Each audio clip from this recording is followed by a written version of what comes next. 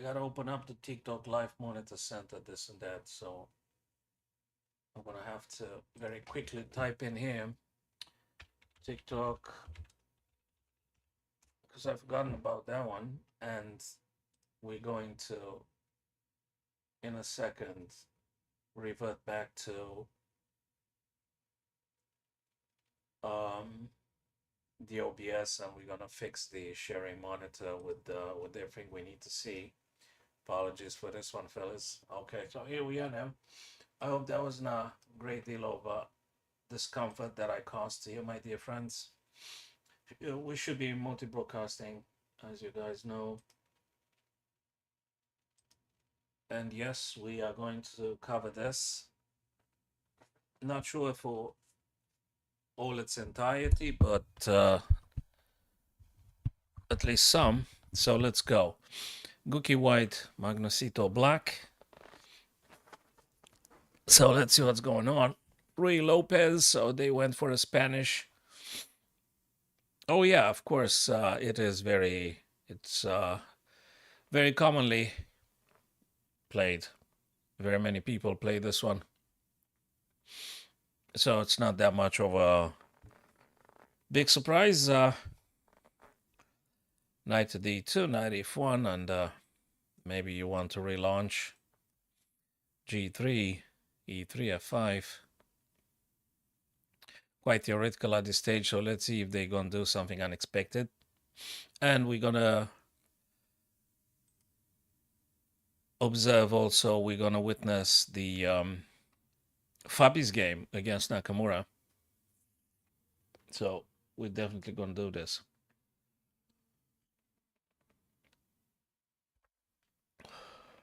Yes, knight f1, exactly as I said. And probably you guys know, those of you that play Grand Minor, if you play yourself, there you go. So we've got a confirmation now. There's a bit of moving, dancing with the knight now. b1, d2, d2, f1, f1, g3, and we're going to see also knight to f5.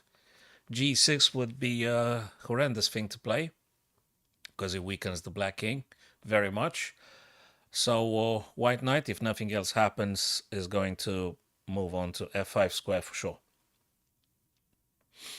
And yeah, so it looks like we should be okay now. Hi there, my dear friend Trent on TikTok. Good to see you, brother. How is things? How's it going? So yeah, we should be live on Facebook, Twitch, TikTok, YouTube. All of them are once. Magnus to play. Let's see what they're going to decide. Bishop f8, therefore knight f5 is not going to attack the bishop no more, and the rook, the black rook on e8 is actually quite strong. They played very fast because the theoretical approach, knight a5 attacking the bishop. If the bishop is a dear piece to yourselves, of course you want to save it, but that doesn't preclude the black knight from playing to c4. Nonetheless, the bishop on c1 is also quite active and hitting everything they need to hit. b3 kicks the black knight away, goes to b6. So far, so good. I don't think anything peculiar, anything more than exactly the theoretical moves that we're supposed to. I think they played quite theoretical moves, Grandmaster. They did the theoretical moves. It looks like some like rook ab1 might be an attractive idea at some point. It's okay to get the rook here and attack on the b file. I think it's actually advisable, if I'm not wrong. I think it's quite advisable, unless I'm missing some other subtleties. Bishop d3, from c over to d3. Is it because after bishop a6 he actually wants to take or something? Or you want to do something else? It's not clear. I thought the bishop is supposed to stay on c2 and you go rook ab, no? Anyway, let's take it step by step. So that's the move that Guki played, bishop d3. Now black's turn to move. Gukesh moved a bit fast, so probably someone advised him to not stay so long and to just act a little bit faster, which is what he did. Now I can see Magnus's time a bit lower. Queen to c8 played by Magnus. I guess that reinforces the idea that probably he's going to get some bishop a6, amongst others. We're looking with the queen c8 to h3. Further support for the bishop a6, if that's what he want to play. Is he planning on pushing the c pawn, you reckon, the black pawn c7, going forwards or something? Maybe. All sorts of things. Let's see what Gukesh decides to play with the bishop on c1, though. I wonder if this bishop needs to go somewhere. I mean, you can't keep the bishop there forever. Question is, where do you move it? e3 or something. But he pushed now, right in the middle. d4, d5. Maybe a little bit of discouraging to playing the c pawn. Maybe. Not sure. Probably it's a discouragement. And there is another thing. We might be able to see this kind of stuff at some point. Also rook ab seems okay. Also bishop e3 seems interesting. Although after knight g4, I'm not sure about this bishop on e3. Question is, you're going to trade or what you're going to do? It's not obvious very much. c6 played immediately by Magnus. That really looks exploitable. The b file looks very much something you want to get yourself a rook on the b file. The sooner the better, I'd say. Okay, the question is, what do you do about the new challenge with the c6? Are you going to take or you're going to play c4? Well, that's a question. You're going to play c4 pawn, reinforcing, or you're going to do differently? I think c4 is quite a cool idea. If black takes, I guess you could take back with a pawn, and eventually you might be able to get the rook after all and attack whatever. Queen, and I think it's a good idea to consider c3 to c4. Ready to replace. You're not going to take with the e pawn if black takes on d5, right? So c4. And if they capture, you're going to take back with the c pawn. That's what I think is the best way to play this position. And we'll see. Bishop e3. Well, it attacks straight away. That's for sure. That's a cool idea. I like it. I like it. Maybe better than c4 that I thought about. Bishop e3 is a direct attack on the black knight on b6. So there is no other thing. I mean, I'm attacking the knight. I mean, you defend the knight or you move the knight away. Which one's going to be? Well, that is Magnus's choice. Knight b d7. Knight b6 to d7, that is. c4 being played now, which I did speculate previously. I did say about this. What is white gonna do? Really, I'm looking at the rook c, but maybe, just maybe, you wanna play queen e2 first with white? Or queen d2 in order to have yourself like a dangerous battery looking at h6. Engine says rook b1. Engine says, I said rook b1 like 10 times, I think, already. Grandmaster, I said about rook b5, rook b1 very many times.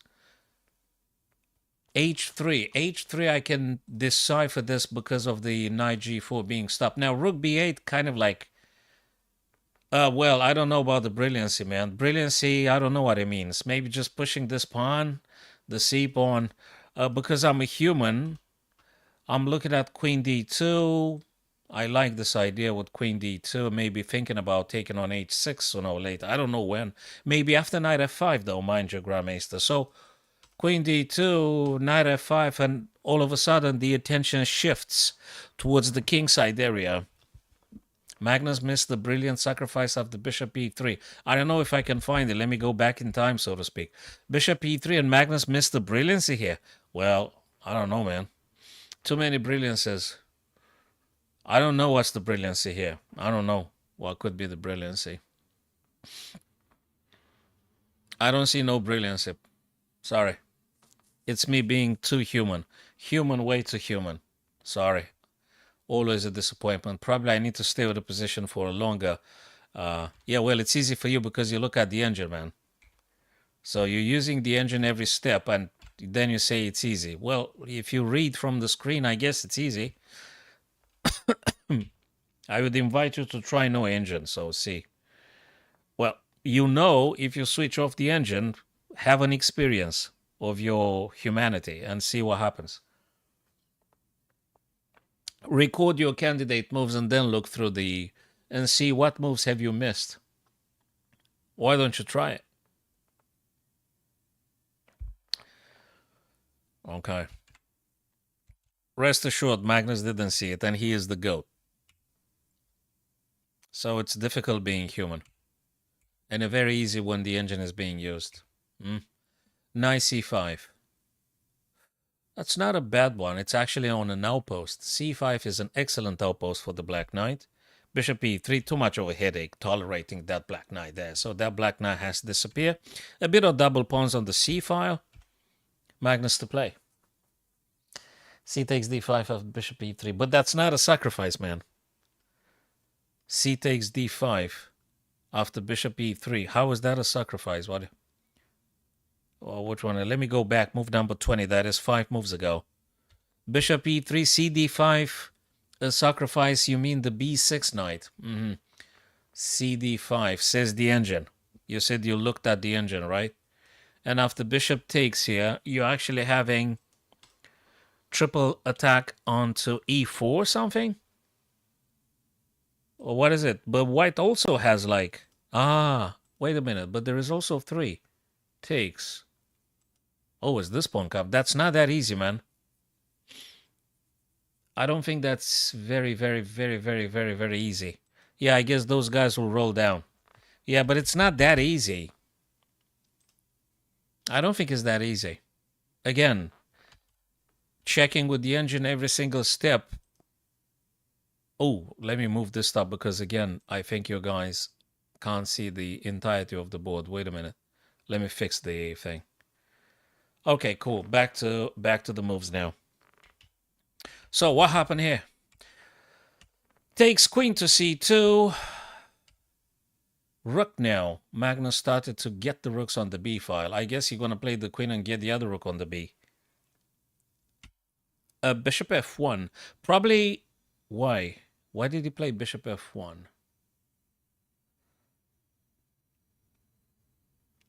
Okay, we'll see about that.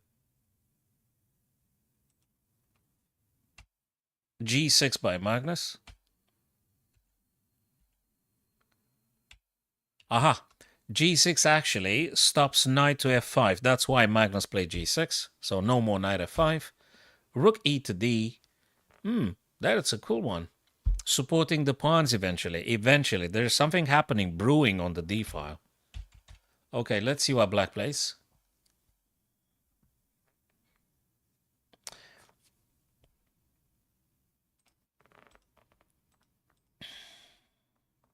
So I think write down or make notes of your candidate moves, and after the game finishes, then you can put the engine on and see if you had missed something, if you were right or not, or if there was something you didn't notice. That's how I think is the best way to actually learn from the live games you are watching, you know. I don't think it's the best one to just keep the engine on and when they are playing.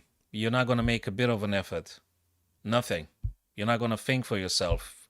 You're not going to force your mind to do nothing. That's what I think, in my view, is the best stuff to do. So Magnus took on d5 now.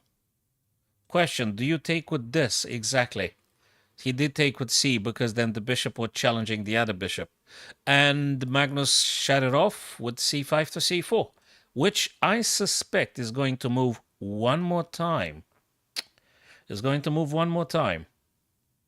Attacking the rook, obviously. But the pawn is a bit pinned, isn't it?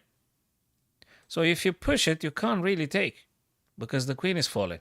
You have to reinforce the queen somehow. I don't know how. Bishop d6, which, by the way, would be a bit of a stopper to this pawn because the pawn on d5 just is too dangerous, seems like it. You meant bishop d6, blocking the pawn. Yes, that's exactly what I thought to myself as well. That is good. And not just blockading the pawn. Not just you blockade the pawn, you support the queen when you want to go with the plan about that pawn moving to c3. So bishop to d6 blocks the white pawn. True, but also allows you to play that c3 idea. So it's a multi-purpose move.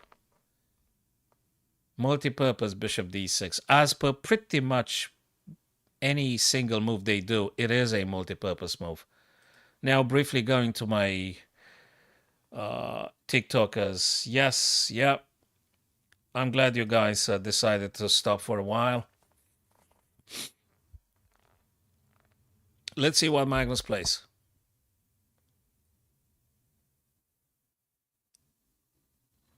Yeah, bishop d6. I like it. Maybe he's gonna play the black rook. You never know. Maybe the black rook gonna do something. There you go.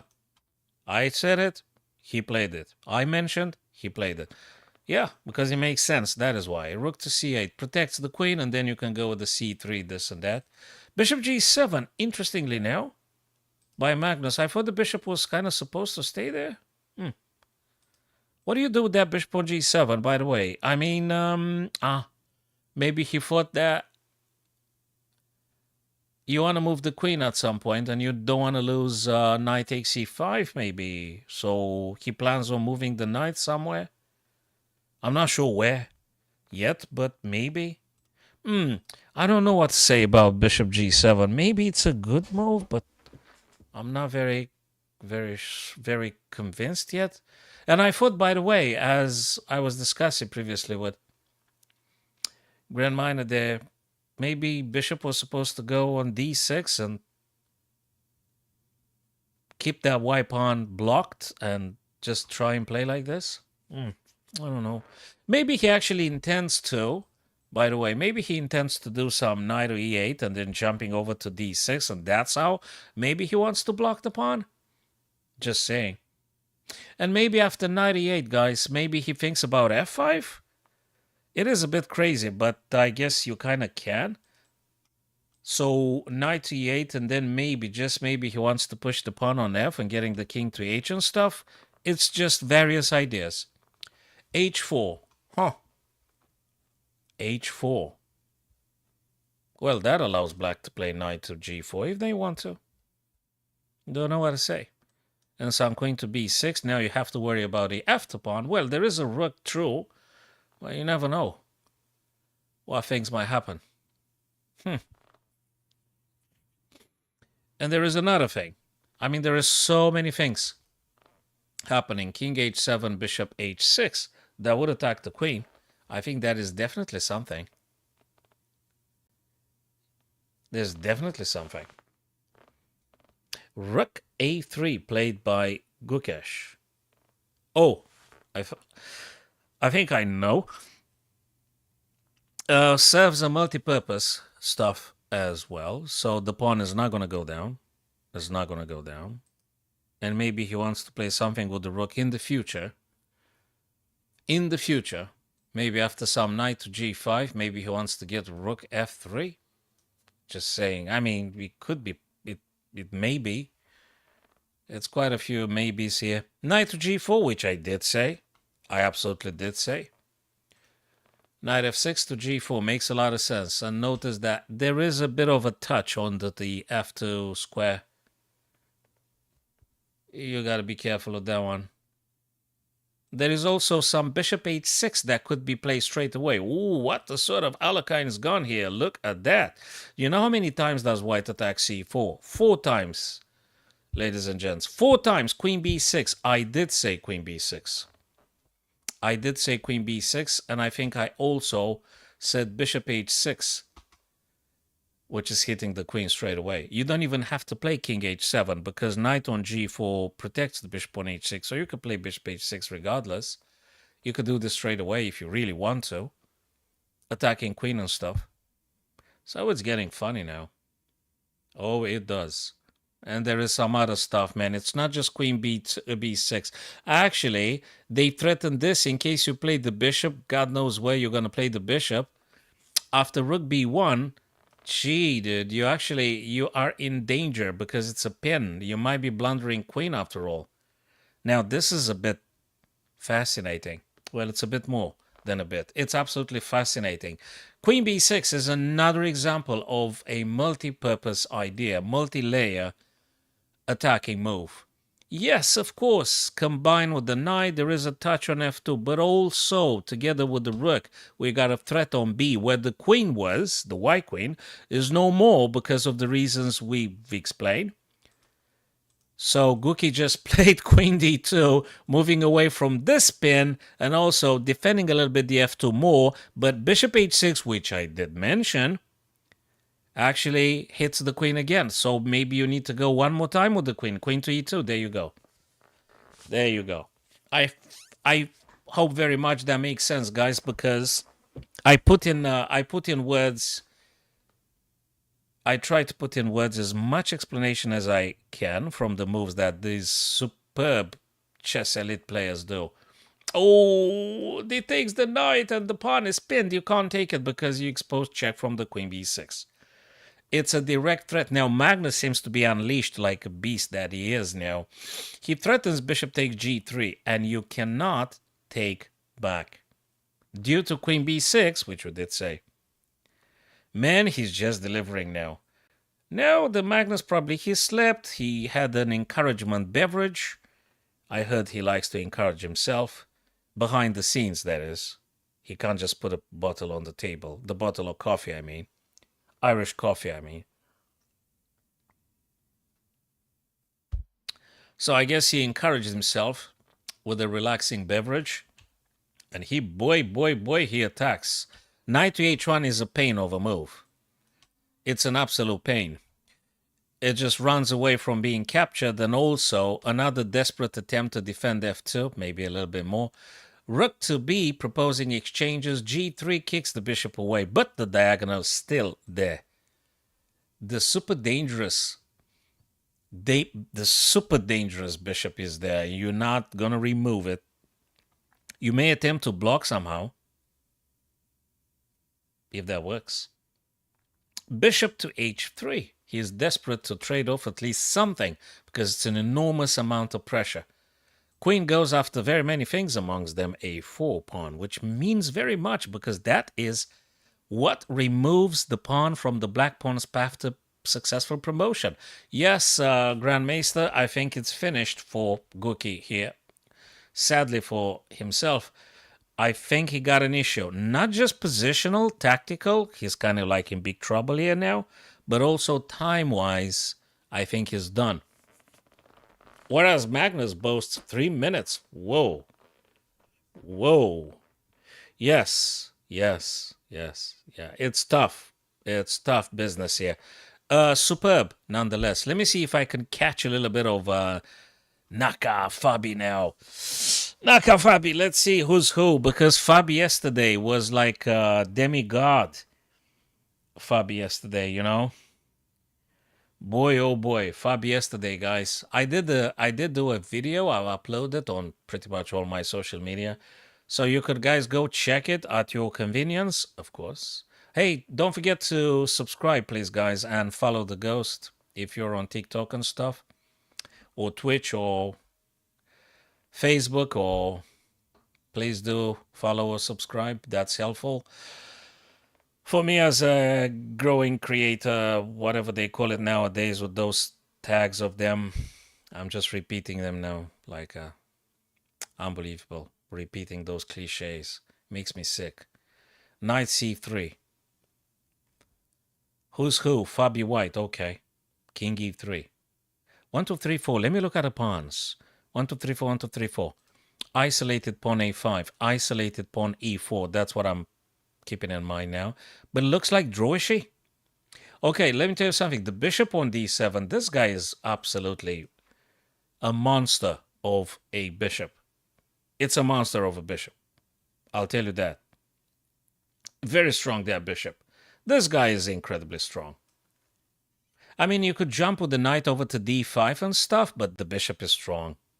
Oh, yeah, that's absolutely the Grim Reaper. Yes, I've found that association, Grandmaster, because it's like the Halloween approaches and stuff, and I thought it to make it like chess theme on the Halloween, and the fact that yesterday Fabi really shook Magnus to its core.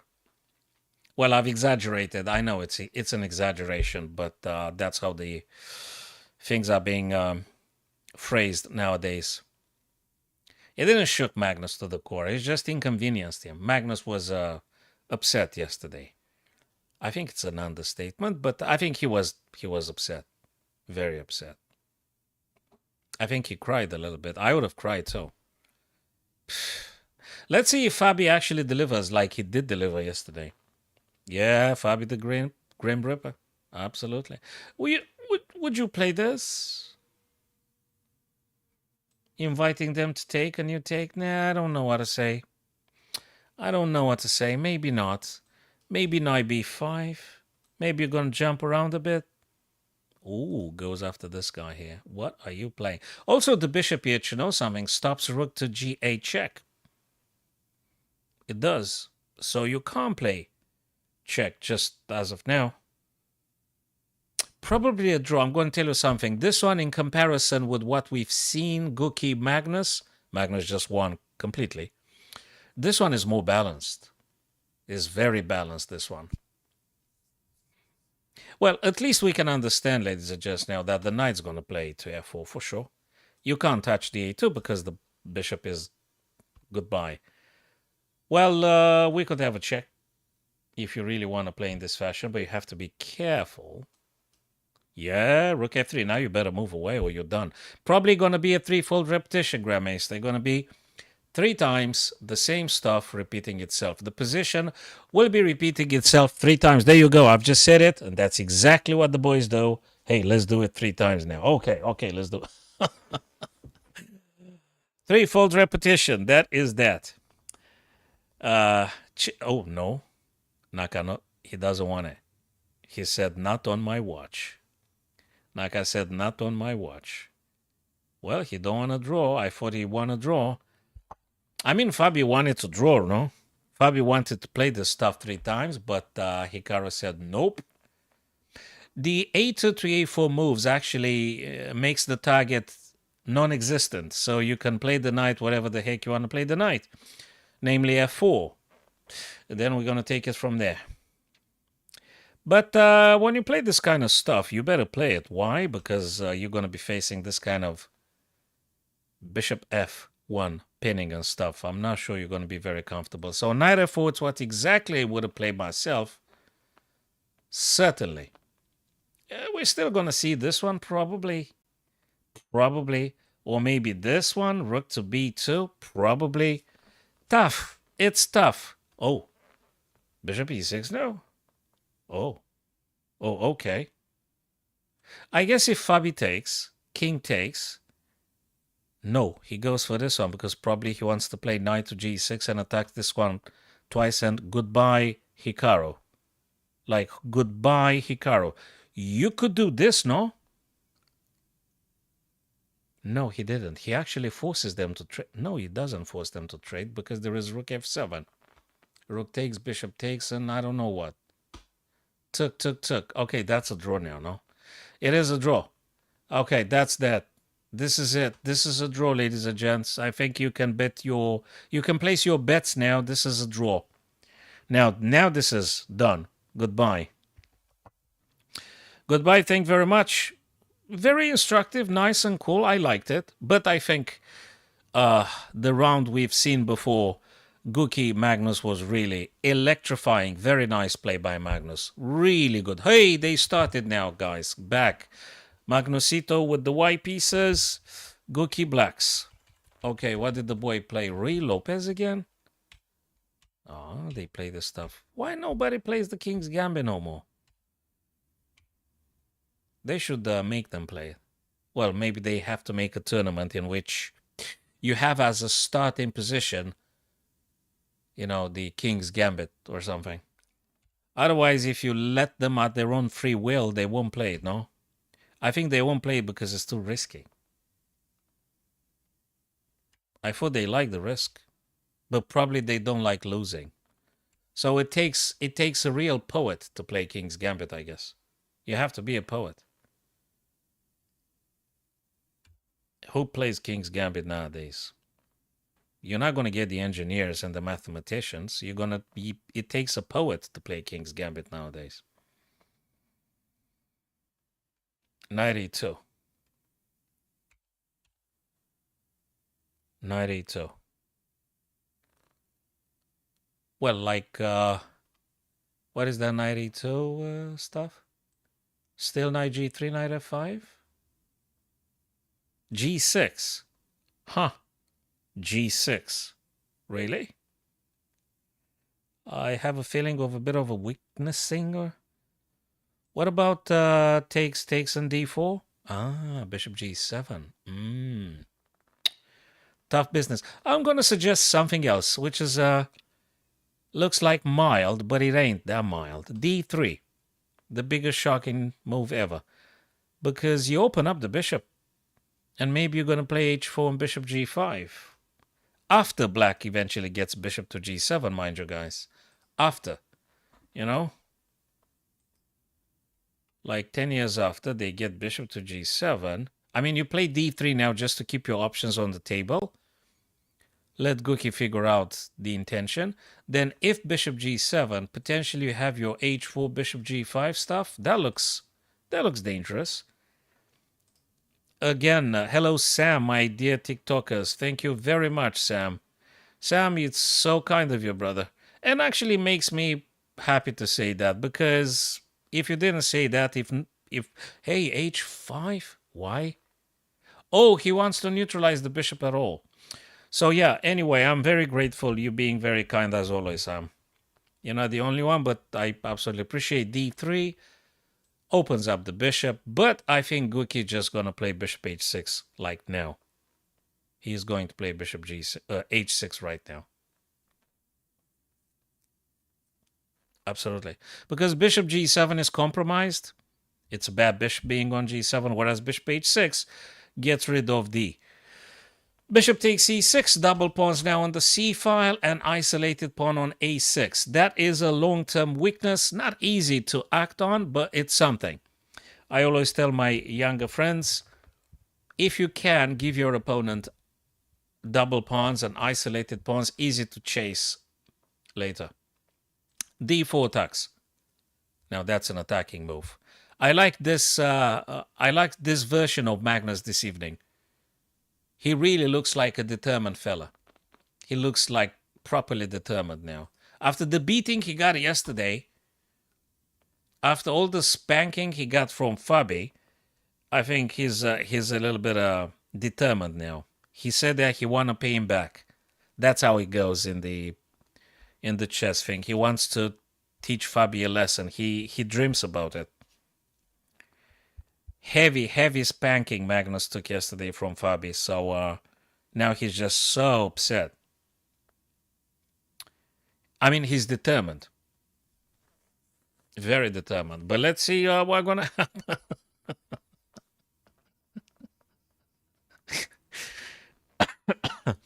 It was tough watching Magnus yesterday being shattered by Fabi on two occasions, one after another.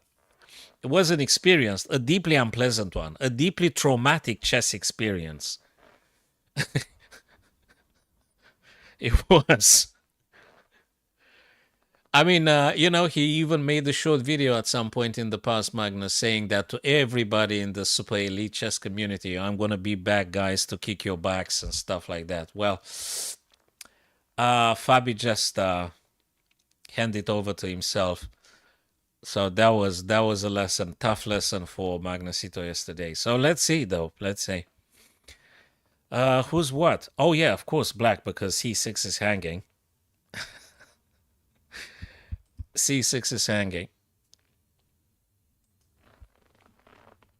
Bishop g7.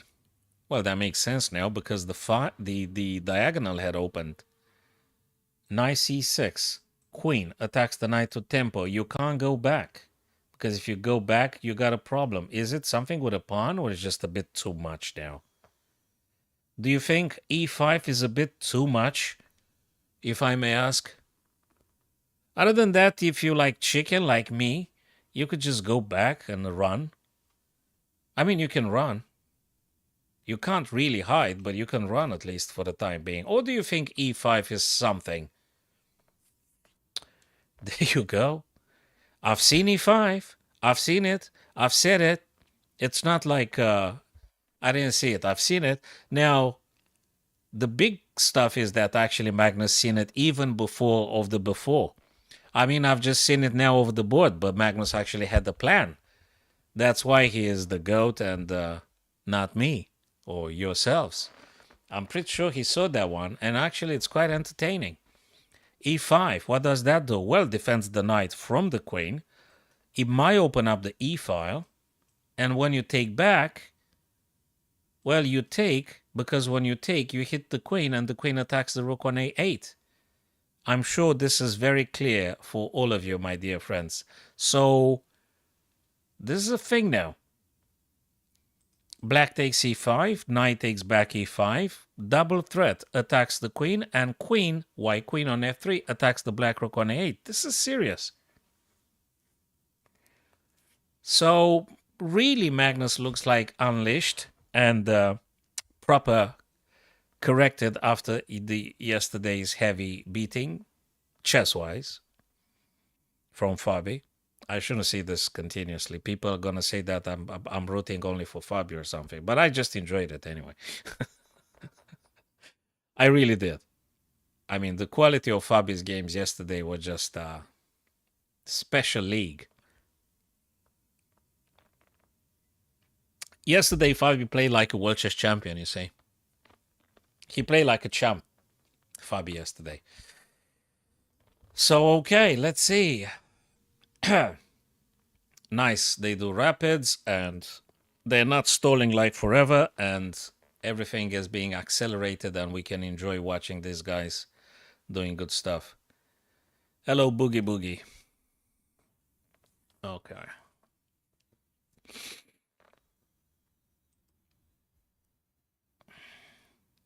Now that makes Gookie thinking, you see. So you can't touch the pawn on e5 that easily. And the question is, should you castle short with black? I try to figure out active ways to reply here with the black pieces. So what exactly are you supposed to do? Because it is very, very sharp and dangerous. Maybe king's position should be addressed like immediately, and black should castle short, just to make sure the black king is relatively safe. And then you're gonna figure out something. You have to castle, I guess. And I suspect after black castles, white would castle like ASAP. Too.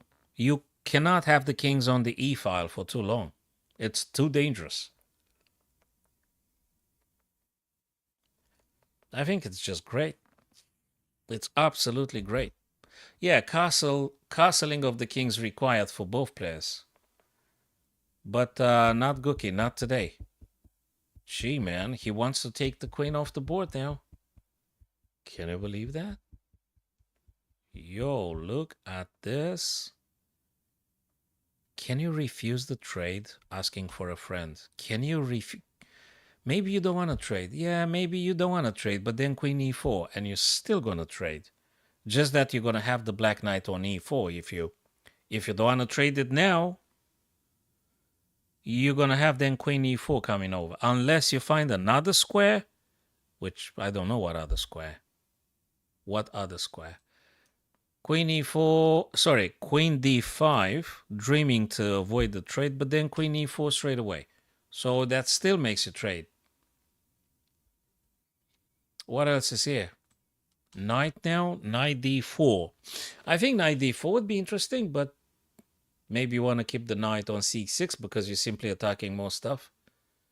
Squares and such. Maybe. It's not clear. Can you take the queen? What about rook h3? Now I'm just thinking at every single little thing there might be. Rook h3, queen takes, rook takes, and you attack like this.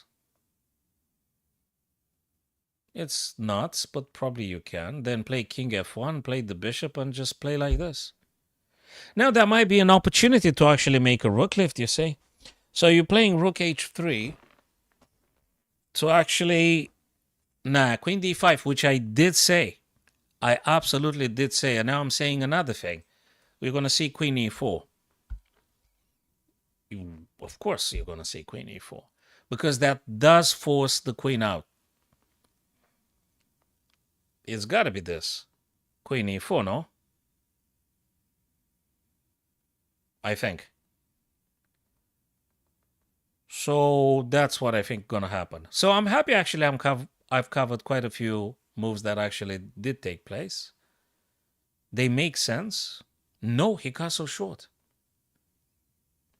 He cut so short. Jesus. I think huh?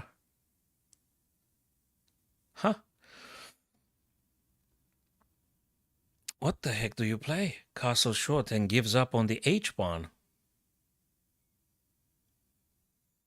I see. You have to take now the pawn. You have to. And then I'm not sure what white plays. Yes, there you go. Knight, queen takes h4. That makes sense. Now, probably he's going to play some bishop over to e3, maybe?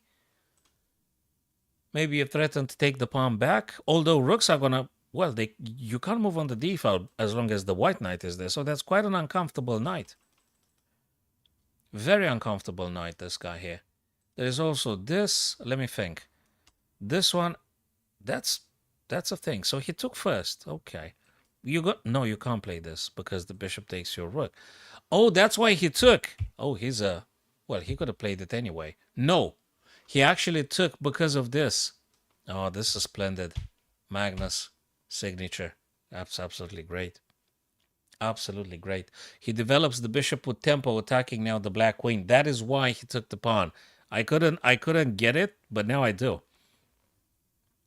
Now I do. So probably queen e4, no? Probably queen e4. Or not clear. Queen g4? I don't know. Queen e4? You want to have the queen disappear. Or maybe you consider the queen should stay still on the board because you want to play this kind of stuff. And maybe some rooks. Nah, queen e4. Which is a move I did consider. And I did talk about. But now Gukesh decided to play it. Now. Not then, but now. Queen to e4. You're not forced to take, so to speak, because you've got a pawn defending your queen, so maybe you want to investigate some other avenues. Yes, that's exactly right. Bishop to e7 attacks the rook. And now this guy is hanging. You can't take with the queen because c6 knight is going. So if you want to take, you probably take with a bishop on d6 like now. And you're also threatening then knight e7 if black allows you to do that, if they don't play bishop f8 or something. So bishop takes d6, threatening knight e7 for king and rook.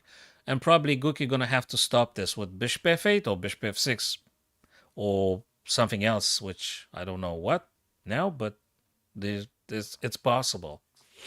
It's definitely possible. No, he attacks the queen, actually. He attacks the queen, okay. Now queen going to take queen. I think. Or maybe queen c2? No, queen takes queen. Okay. d6 hanging. Maybe bishop f8. Let me think. Maybe bishop f8 after all. I think if you don't play bishop f8, white is going to take. I mean, you could take the b2 if you think it's enough compensation, but it's a bit too much. I think you need to protect the d6 pawn, really. He attacks the rook.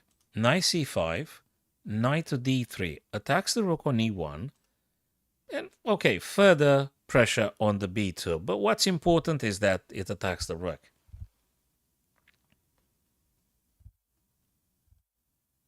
So I guess Magnus has to move the rook somewhere.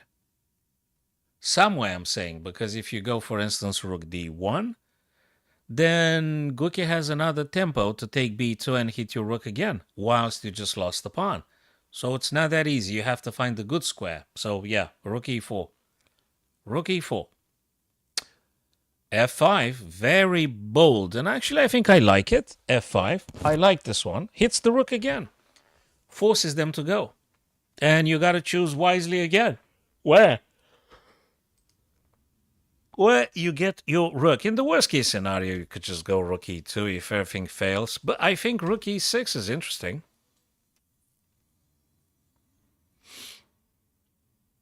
I think rook e6 is an interesting point to go with the white rook.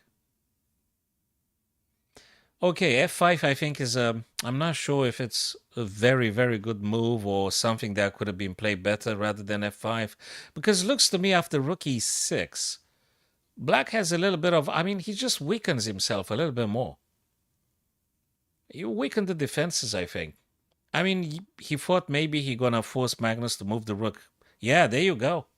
Yeah, that's exactly what I thought, and I did say it. F5 looks like would have forced the white rook somewhere, but it doesn't work. Yes, he takes to the rook, exactly. Rook e6, knight played to attack and defend g6 and attack the rook, but now he dropped the pawn.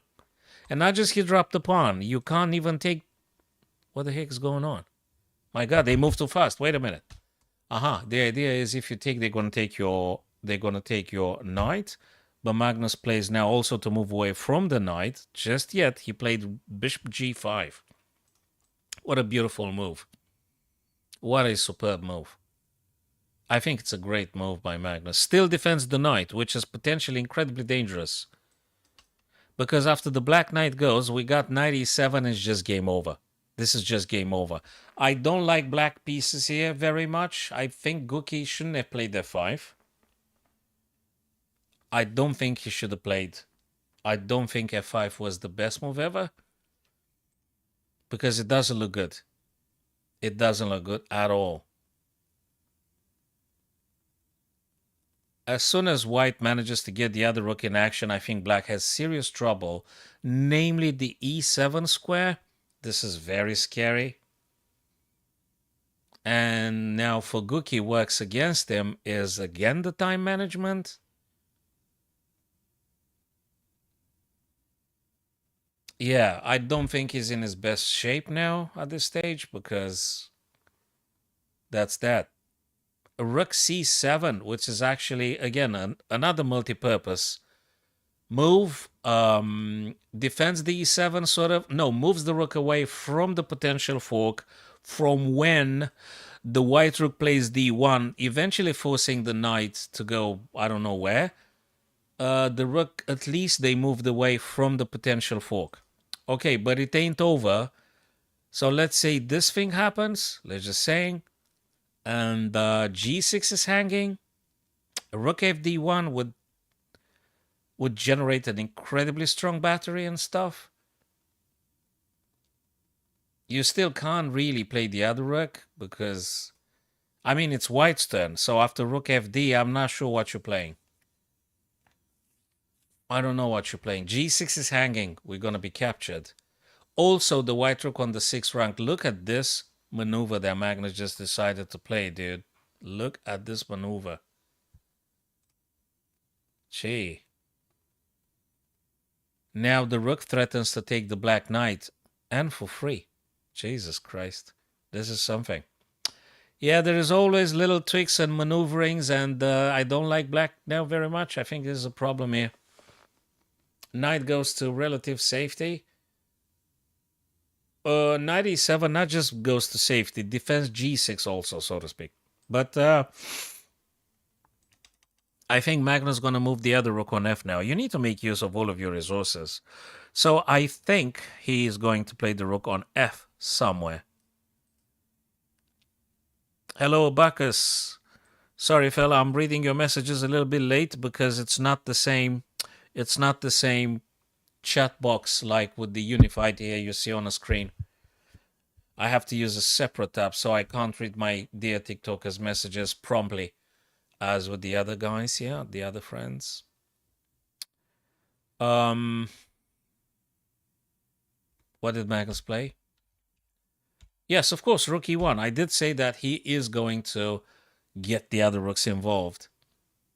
And now we've got a double attack on e7, which Guki relatively solves with bishop f, defending. Again, this is a defensive strike. But then again, exactly, I was about to say knight to e6, which Magnus played it immediately. Rook being challenged. I think you could take, knight takes, and then you can remove this bishop. And I think you're doing better because your bishop is way much stronger than the knight on c6. I think it makes sense. And totally. But no, Magnus didn't trade. He applies more and more increased pressure. Knight again under fire. Another defensive move. Dude, I don't like black very much. I don't think it's okay. I don't think it's okay for black. This one springs to mind, but it might be some other moves. No, he just removed the bishop, which was very active. Dude, this is painful. This is difficult. Very difficult. Can we play this? Nah, that's not good. No, no, no, no, no. Oh my god, he double up here. You taking, actually, you're gonna get checkmated eventually. Okay, Guki gonna lose the second game, unfortunately for himself. I think you're gonna lose it. I don't know what you play. There's no good move now. This bishop is incredibly damaging. The rook's battery is a killing machine. If they capture, let me think. If they capture, I guess he wants to take, but it's enormous power due to the bishop knight combined with the rook. So it's just too much.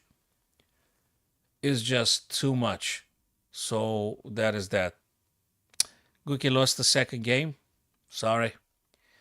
Let's see what the other guy's playing now. Hikaru has like 3 minutes and something. Fabi just 90 seconds. So let's see. Let's see.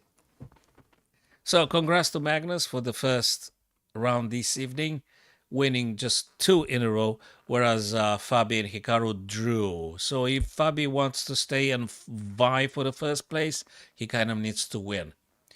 Magnus delivered. He delivered. Oh boy. He did deliver. Whoa. Now, black looks very good here. Fabi looks on the attack. The reason I'm saying this is because the black king seems to be way more safer than the white king. I mean, there's something brewing here. What about the b2? The b2 is up for the grab straight away. It could be something like check. And then if you take check, and when you move here, there is also this big trouble here. This is a big trouble, actually. You're losing the queen. Jesus. Did you guys see that? If you're taking here, you're done. You can't take on b2. You simply cannot take on b2 because you lose the black queen. So that's a move that attacks the queen, but we always have this. We do. Absolutely. I think Hiki gonna consider playing this. Rook d4, rook d8 check. King has to move. And then some queen a8, if I may suggest. Very sharp, nonetheless. Very sharp. I'm not sure that's the best way to play for white, but kind of makes sense. Because you have another check then, and they have to move. Probably they will be moving h6. You don't go f6. Because if you go f6, you're going to subjecting to queen checking you with queen d8. So king h6. Safer. And then you're back in business attacking the white king. Well, we'll see. I'm not sure what to say. Maybe after all, you do a check, king to g7, and then you drop immediately rook over to d. No, you don't. Yes, you do. Because still, the black rook can't take you. No, he played with the queen first, man. Rook d2, though. Okay, so he defends b2 now. He defends b2. Rook b5. What's white queen doing now? What's going on? Is there a better way to attack? I'm not sure. Where do you go? C8. Maybe you can grab a pawn and then trade off. And I mean, maybe. Difficult. Very difficult. Tough. Yeah, queen c8, but really? I don't know what else to suggest here. Okay, let me move this guy maybe a little bit to the right.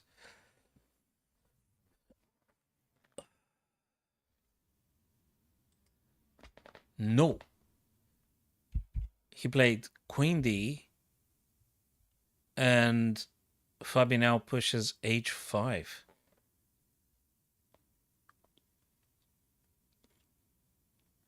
Was it necessary?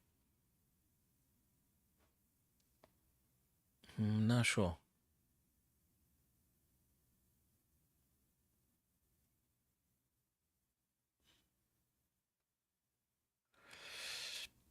Queen to h4. Okay. Now it does attack c4, and it could potentially suggest some maybe queen trade on this. If you want to do a queen trade, you could do it now. But no, he goes with the rook because you want to attack f6. Check. And then you got to be careful about the checkmate thing. Check. Probably king h6. Maybe that is why black played h5. Maybe that is exactly the reason Fabi played it.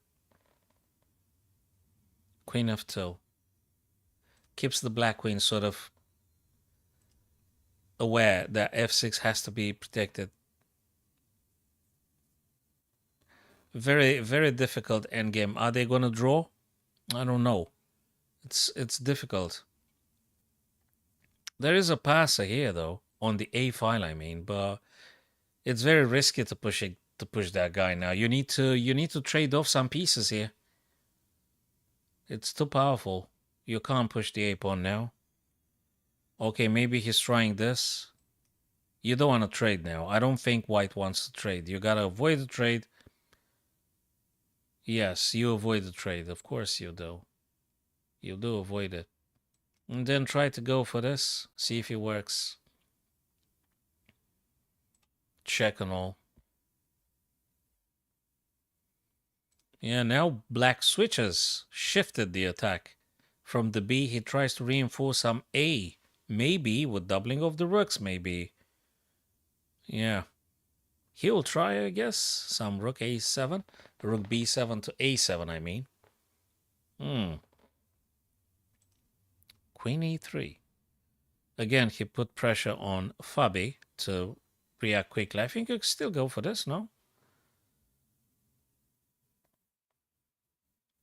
Rook back. Okay, he didn't want to explore other avenues. Yeah, he still is poised. He is poised to go after the f6 check on this. So let's see. Probably they're going to draw again. That puts Magnus in serious lead. He's actually leading Magnus. He was already a point up. And now he is 2 points up. He's like 3 points in total. He's leading. Okay, maybe too early to say who's winning or what. Or if it's going to be a draw or not. B2 now being defended 3 times, attacked 3 times, defended 3 times together with the king included.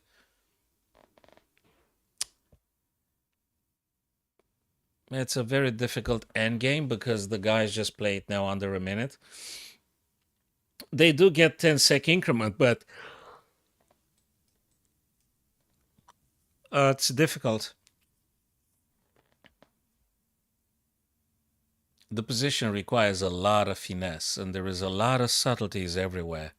So moving fast, it's not the most convenient thing to do. Okay, you could still play queen h2, I guess, and go for some h8 checkmate, that is. Yeah, so they took on c4, took the pawn. Okay. Opa, check coming. Dangerous stuff. Very dangerous stuff. Probably going to play it. You sort of have to. And also the rook stops you from playing queen to d4. It's worth mentioning. Oh, man. If you do the check and all, the king goes f6. Where's the next check? Honestly, where the heck is the next check? What are you going to? Plus, there's the checkmate threat here. Oh Lord, is he going to go with the rook again? If you go with the queen, black going to react like this immediately. But then you can do the check, and I think you're kind of winning, man.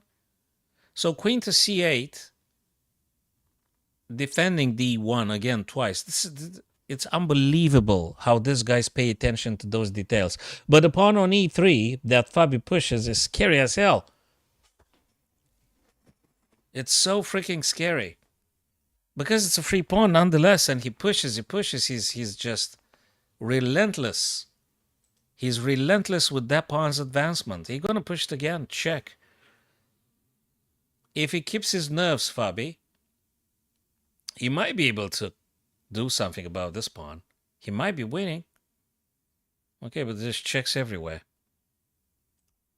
Well, everywhere meaning queen b7, just for a starter. We got a queen b7, which probably sort of like he has to, no? No. Okay. He pushes the a, but that takes a billion years. I think Fabi just winning now. I think. Rook is pinned, though. The black rook on d is just pinned. Well, you can't really take because queen is coming. You just lost. King goes away from the pin. Check again. Yeah, you're going to go g? Oh, he pushed the pawn. Okay. There's this, though. Check again. Where do you go? Check again with the rook. My God, this is so complex. Difficult to play this.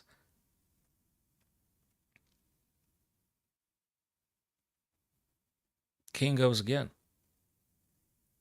He tries to go over to the a file where the white pawn is supposed to be advancing, holding off the position and all. You could trade off exactly. That's what I wanted to say. You could play queen to d5, forcing. Well, you don't force them, but yeah, okay, you don't force them. Yeah, okay. I thought you force him, but no. Well, you could play stuff. I don't know, or maybe you want to go. No, you can't go f3. Okay. He relies a lot on this pass pawn. This guy is very important. The pawn on e2 for black, for Fabi. Very important, but the time is incredibly bad for Fabi. Very bad time. Time is so bad. He has to play fast and you're making mistakes. And that pawn alarmingly goes on the a file. Okay. It starts to look more and more interesting. There is another check on a1. There is a check also on d. He might just have it. He might just have it. That's that. You got to give up on the queen. You can't move the king. I think Fabi just won. I think he just won. He needed that victory now to stay close to the first place. He needed this victory. Well, Hikaru didn't resign yet, but I think he will. Yes, of course he will. Of course he will resign. Of course he will resign. So that was Fabi winning. He drew the first game with the Hiki, and now he won. But Magnus won both of them. So Magnus is 13.5. Let me go back. I think he plays already. Okay. So I think Magnus is 13.5 points. Oh, no, 17.5. Apologies. I mean, 3 points difference. That's what I meant. That's what I wanted to say. You guys see this on the screen? Yes, you do. So 17.5 and Fabi 14.5. So he kind of has to push. Magnus did deliver, boy, oh boy, two victories, two won games. Man, what a tough way. These four players are formidable. My Lord. Well, 17.5 Magnus. Now it's something we really want to see. Magnus playing Fabi. Come on. Now going to be a test of strength. Oh, Magnus wants to teach Fabi a lesson now, I guess, after yesterday's heavy spanking, as you guys remember, I'm pretty sure. Now Magnus wants to teach Fabi a lesson because they're going to be playing. Oh, boy, they're going to be doing it. Again, let me see if it's a reiteration of yesterday trauma, chess trauma for Magnus, or going to be different. but that is something to be seen. Oh man, that's what I'm going to looking at. I'm going to look at Magnus versus Fabi and then Fabi versus Magnus because this is something worthy of our attention here. It's especially after yesterday. Let's see if Magnus is renewed like the Phoenix or Fabi going to do it again. Well, we're about to see this.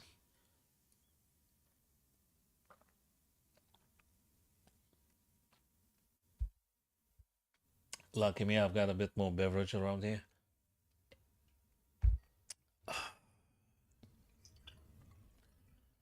Right. Let's go. That probably is a message or something. ECF Wednesday. Nah, I'm not going to play this. Let me just close the message. Nah, I'm not going to play that. I'm going to cover this event together with you, my friends. Where's the board? There is. Okay. Do they play straight away? Because if not, we could potentially do a quick puzzle if they ain't coming back very soon. Okay, let's do a puzzle. And then we're going to be back, of course. I've just refreshed the page. I don't want to lose the beginning of the game, that's for sure. I'm also sure neither do you guys. Okay, so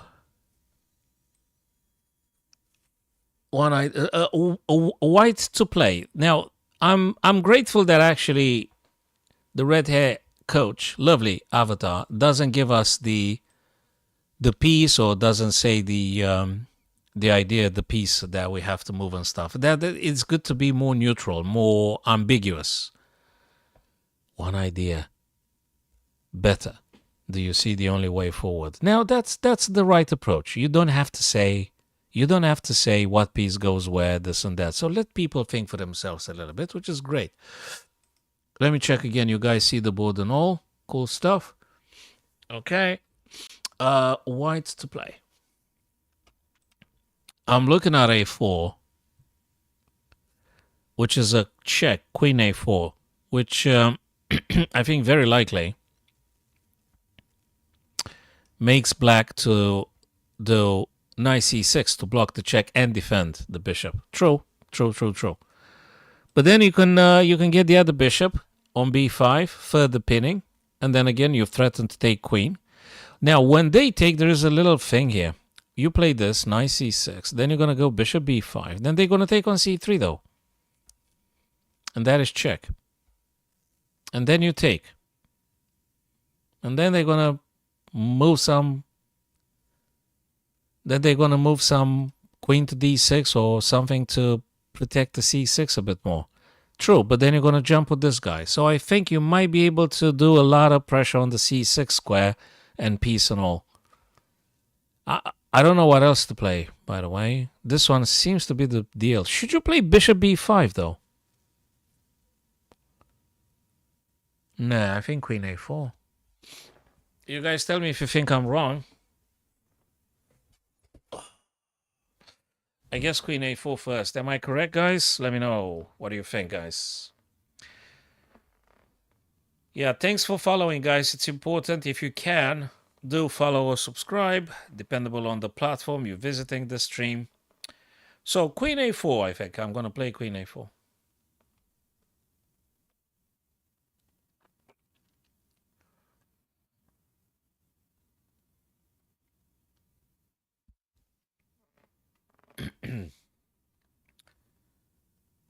Well, I hope I'm not wrong.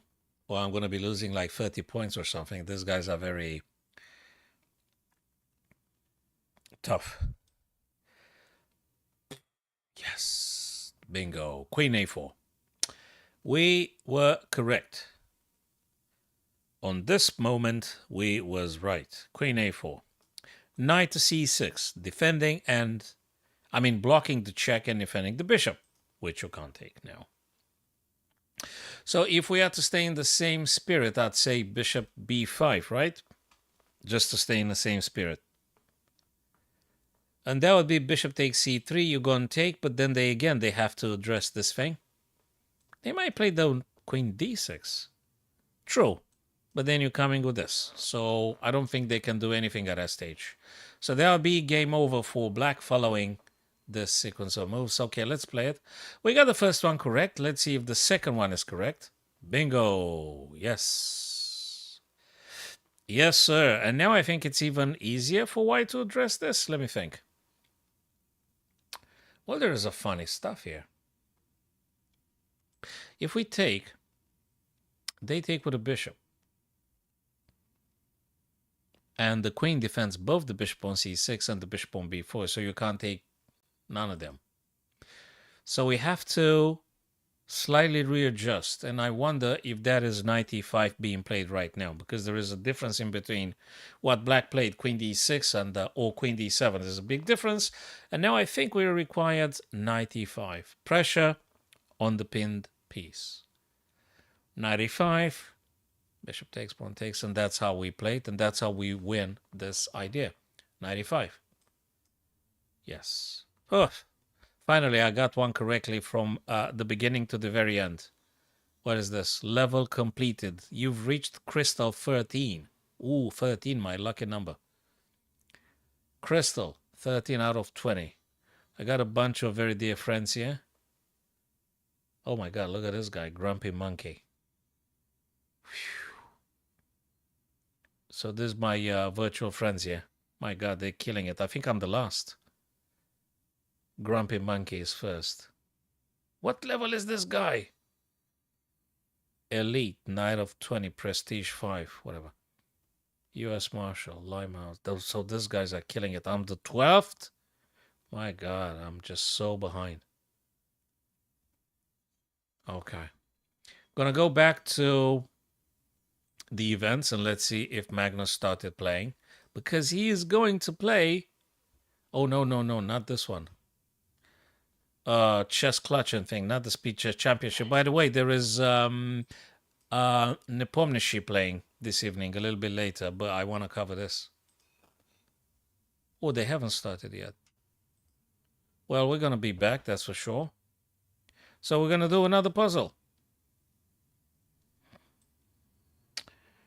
Knight to b5 and then queen to c2. Or I think was a different way to solving. I can't read the name. I need to make an effort. Is that Greek alphabet? Lucar Tolu. I used to know that kind of Polucarpos.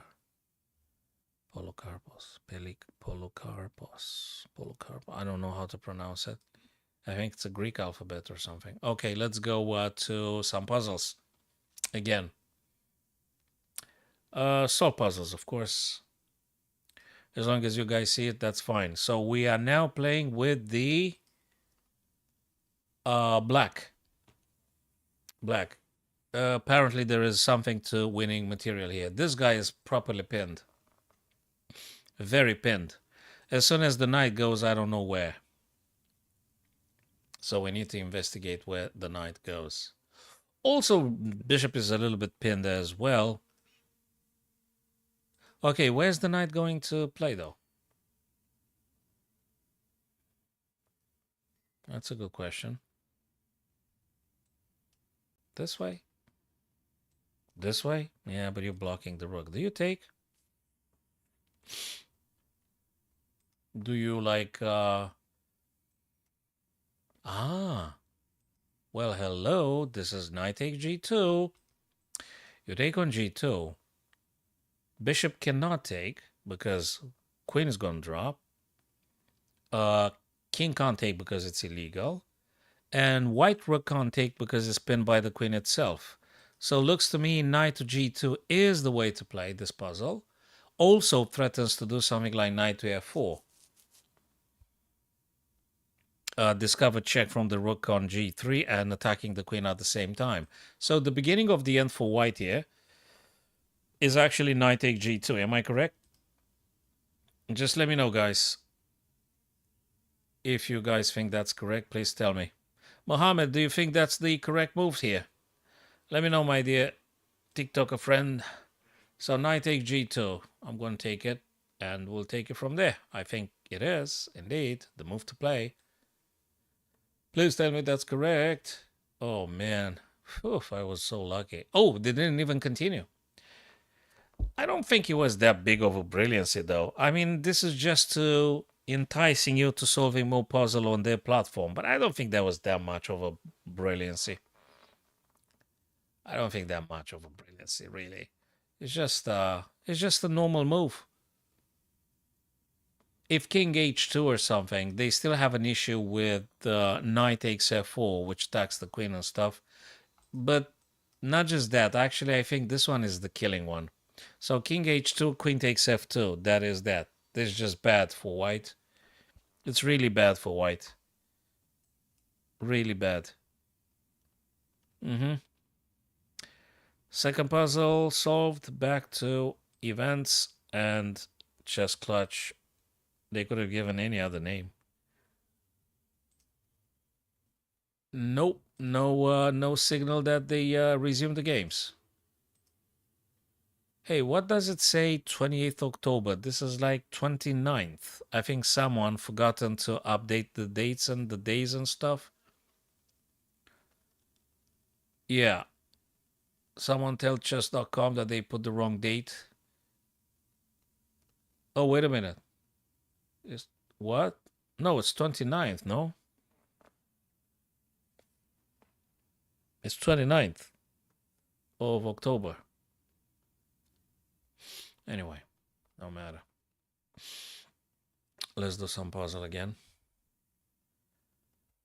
Find the right attacking idea. Black to move. Okay, let's find this one. Yeah, please do follow the ghost and subscribe if you can.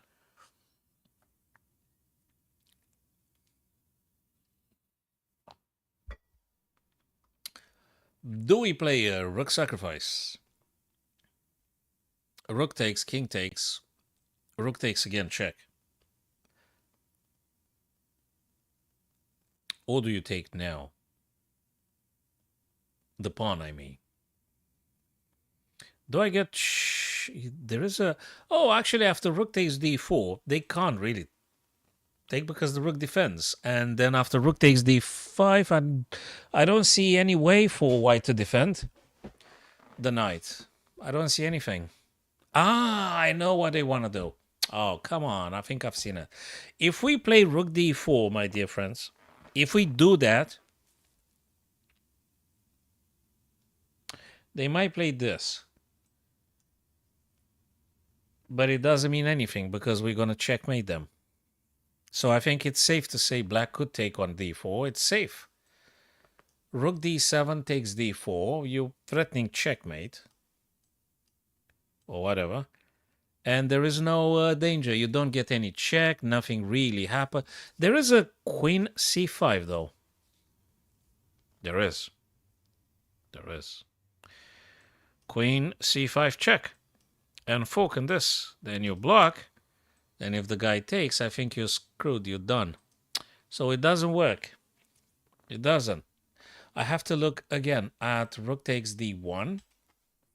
Rook takes d1, check. That forces them to take. Then you take check again.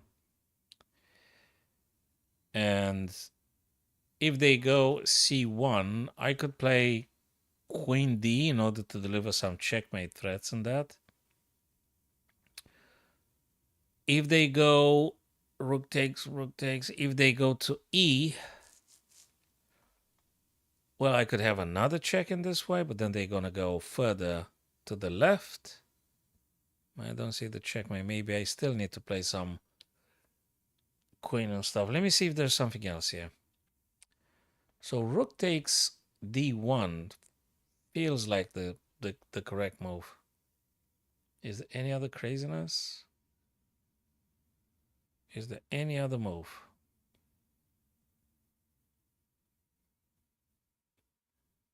I don't know. Probably this is the move. Yeah, probably this is the move. Rook takes d1. Then we're going to go back to see Magnus and Fabi. Okay, have we got any active TikTokers? Normally, yesterday they knew all the answers. No, not just yet. Okay. So, what do we play?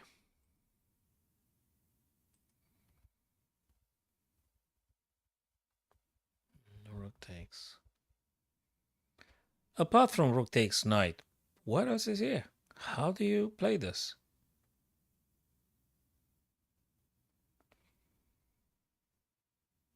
You don't, I mean, you might be winning, but rook takes knight, it's not losing.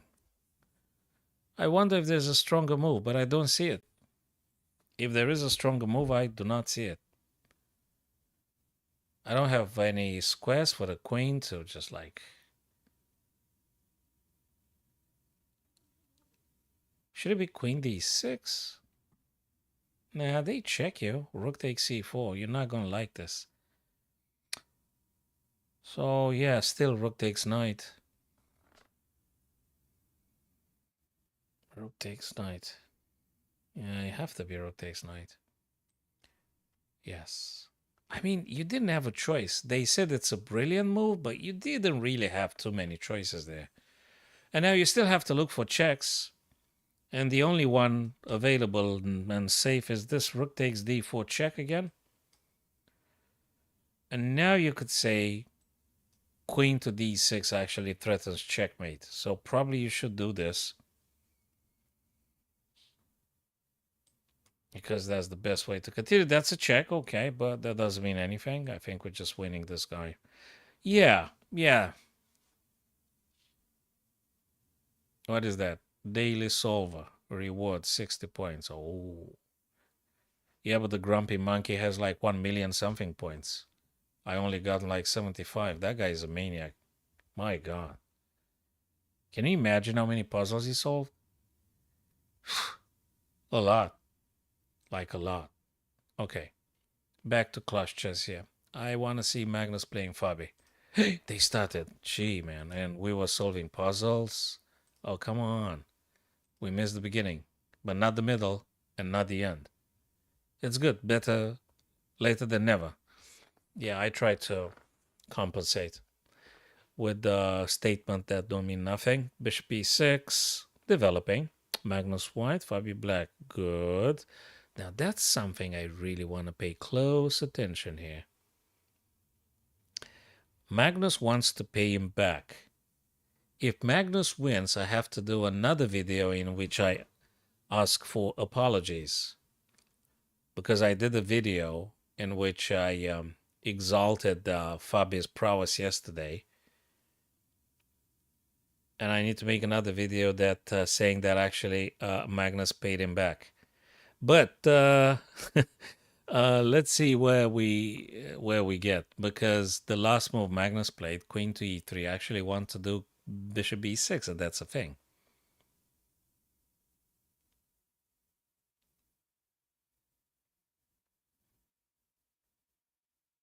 They both castle kings and stuff, so you have to be careful with this Bishop e6. You really do. Not the end of the world, but it might be the end of the world if you don't play this one correctly. Feels a bit like a pain, a bit like a defeat. But to move the queen back on d8. But that's not what Fabi did. He just played knight d7, which I think is great because knight d7 doesn't allow bishop e6 anymore.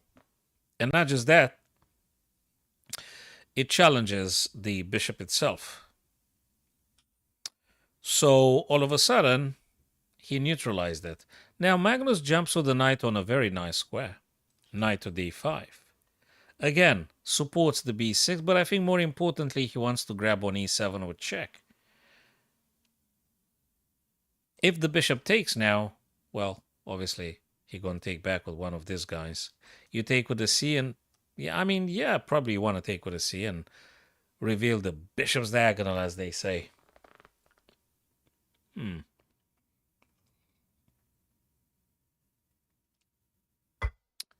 Okay. So far, so good. How is Fabi going to reply to this? It is very tempting now to take the knight because it's too much of a trouble. Too much of a trouble, no? This knight is just too much. I mean, you could play some rook and defend, but really, I mean, like, I don't know. It doesn't feel okay. You need to take this guy. You need to take the knight. It's too much. The white knight on d5. It's a big headache here for Fabi.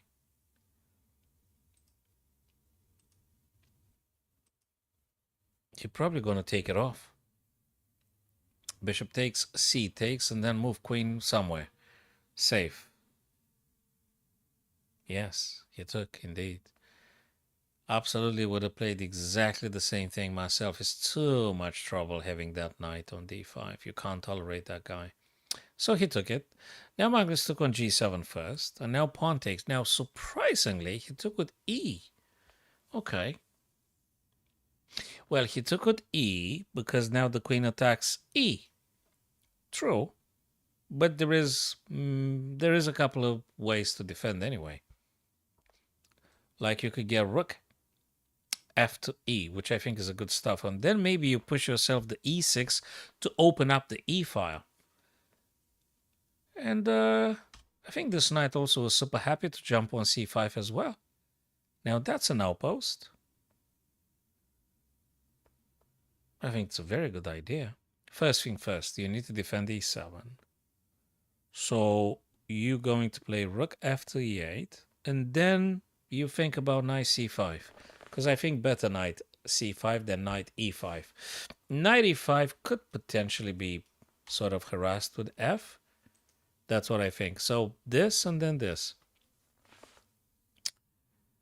Rook e8, securing pawn e7, knight c5. Put the knight on a very active square. Outpost, I mean. And good. Oh, they played already. Queen b6. Ah. Oh, that's a beautiful one. I mean, if queen takes e7, queen takes b2. That's the rationale. Queen c3 now. Checks and defends b2. He gave up on the e7 idea all of a sudden. Okay. Well, I think you move king, no? And you move the king on g8. I don't think you want to play f6, no? You don't want to play f6. Knight f6. Yeah, but it's pinned. Okay. It's pinned, though. Knight. That makes me think the maybe Fabi wants to waste another tempo with like king g8 and then playing the knight places. That's indeed. That's an idea. Getting the knight from a square where it was relatively passive, getting on f6 because this is just the middle of the journey. Because actually he wants to jump with the knight one more time on e4, attacks queen c3, and attacks the f2. That is actually quite a very wise approach. Yes, you have to play king g8 first to break the pin, and then you're going to do knight e4. That is if Magnus don't stop you with bishop f3 and stuff. So we'll see about this.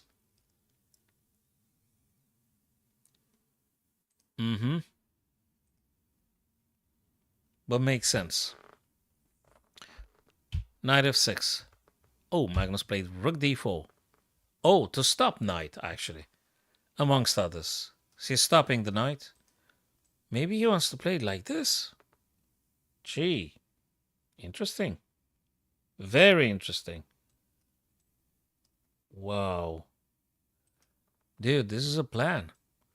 Get rook to h4, getting the queen to d2, and then try and see if you can make a lot of attacking ideas onto h6 and stuff. That's interesting. Very interesting.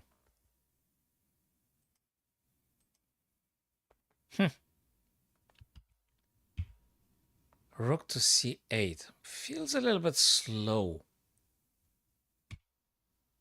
Feels a little bit slow. Rook ad. Again, I mean, okay.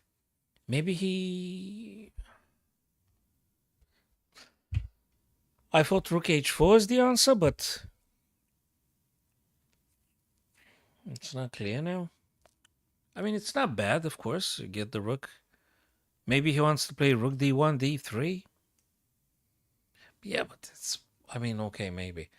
Well, that makes sense. I mean, rook c5 makes sense because pretty sure black, Fabi wants to play the other rook, a8 to c8, and then attacking this guy quite a few times.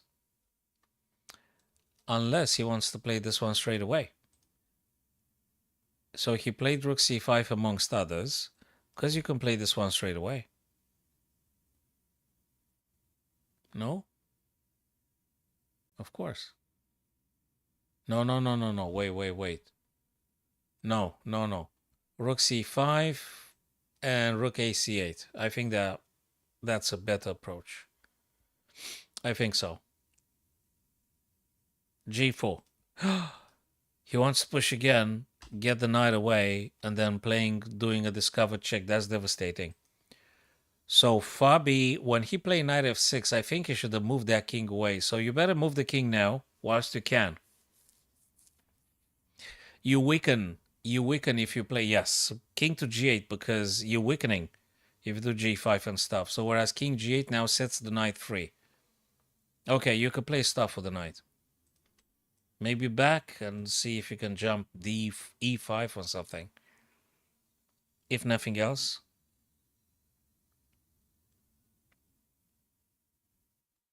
You just want to play the e6?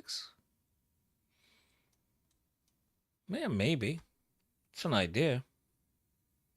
It's an idea. Okay. Rook e8, because that makes me think black really wants to play e6. Yeah, I don't think it's a bad stuff. It's good to play e6. Open up the e now. Looking to e2 and things, where the bishop is. So let's see. 5 minutes and almost 5 for Fabi. Well, less than 5.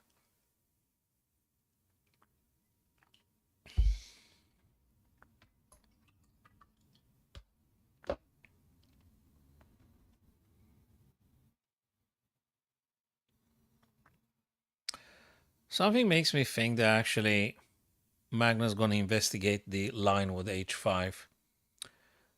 I think he wants to play h5, which I think makes sense. It's a bit slowish, but or maybe he want to push g5 now. If knight goes h, you're going to take straight away. And I think it's bad for black. So after g5, there you go. Exactly. And the only safe square, the only good square for the black knight was the 7, which Fabi did play. Totally. Absolutely. Yeah, I was right about the g5 and knight d7, of course. I think also this one is an idea that Magnus will apply straight away. It's black's turn, by the way. But this is dangerous. This is really dangerous. After h5, whether you take or not, I mean, it's bad. It's really bad. He's going to play h6, threatening checkmate. And then you have to play f6, and that weakens as hell. This is so bad. I'm not sure. Maybe Fabi going to find something. So knight d7, rook e4 he played.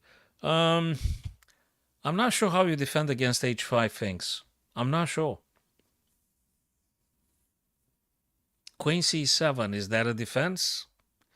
They ain't do a damn thing against h5, which is what I think exactly that's going to happen. That's going to happen now. Yeah, probably Fabi wants to play knight b6 and attacking c4 a billion times. I get it.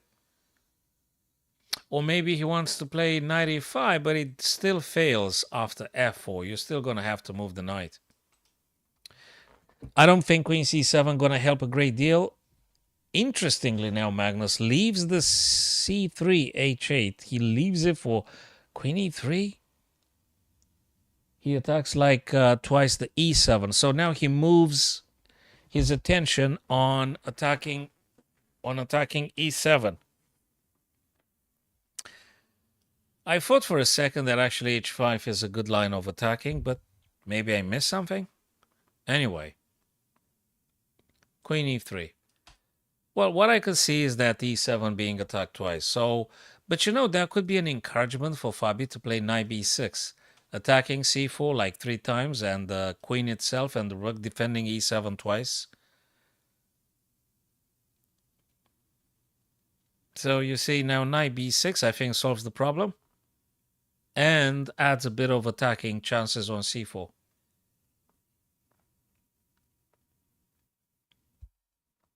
Yeah, most definitely. Unless again, Fabi gonna surprise all of us with a genius maneuver, which of course I'm not seeing it yet, but maybe he sees something. He played b5, b5, b5, b5. Not bad in itself, but I thought that knight b6 better, no? Well, okay. He decided to go b5. The reason I'm a little bit hesitant is because I guess you could take on e7 now. Rook takes and queen takes. So what exactly you've done with b5? I don't know. I'm not convinced about the b5. It feels like maybe not the most aggressive move ever. The wisest one, I think knight b6 would have been quite interesting. Quite a good one. b5.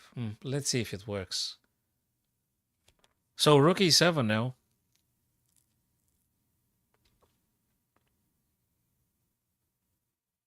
You take rook e7. It's very strong. It's very, very, very strong, rook e7. Of course it is. So why not just take? You take a pawn. You threaten take the black rook. That forces black to either take the rook or defend the rook. Probably they're going to take.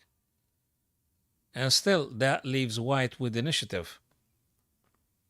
Yeah, I think this is the focal point now for Magnus's attack. I think you're going to just do that. Rook takes c7. That's what I would play if I was white here. I would take on e7 now.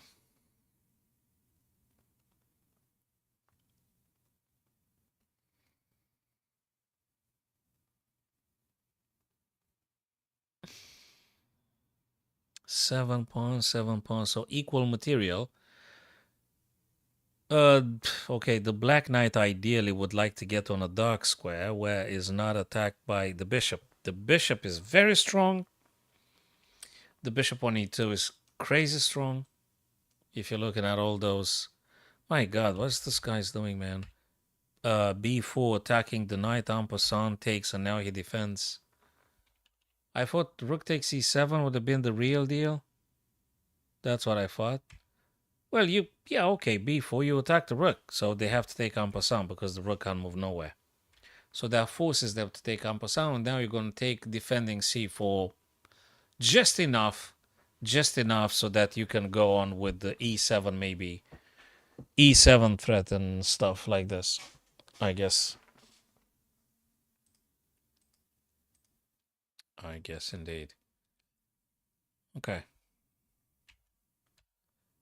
A takes b3. Okay, fine.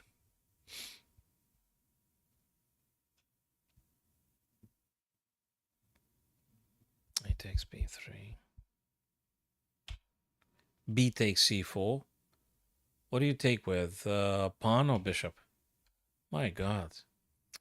He didn't even freaking bother about this. He pushed the pawn to b4 now, allowing black to have a pass pawn on the c file. Sorry, this is so unexpected now. I thought you were supposed to take on c4 with something, with a pawn or bishop. I don't know. Maybe pawn. I would have taken with a pawn. He pushed b4 now. Okay. We're rook b5. Rook takes and attacks the queen. Queen b7. Attacks d5 twice, defended only once. What is this? Oh, I see. Because then the rook on b5 is hanging. So that's a very nice maneuver. Yeah, rook b5 is hanging. Nice one by Magnus. Well, I think now Magnus wins. He wins. Given all the trades, Okay, he attacks the. He has a pass pawn, man. He got a pass pawn. That's why he wins this. And he got all the necessary time to actually convert this advantage. Yes, I think this one now gonna go for Magnus. I mean, he gonna win this one. Very likely. Forces. Queen to d4. Pawn is defended. Probably Fabio gonna run like crazy, but it just, I don't think it matters at this stage. Because rook gonna go c4, queen gonna go behind the rook, and now actually you just wait and black position going to collapse because of the pass pawn that alarmingly gonna be pushed forwards and forwards and forwards. You can't take this guy on the b. So after rook c4 and queen c3, I think you're doing very well. It could be some other plans, but this one I think is quite good. Very nice setup. White has to be very careful, keeping the queen always to watching c8, because if you venture with the queen, God knows where, if you lose touch with the c8 square, then white plays check, check, check.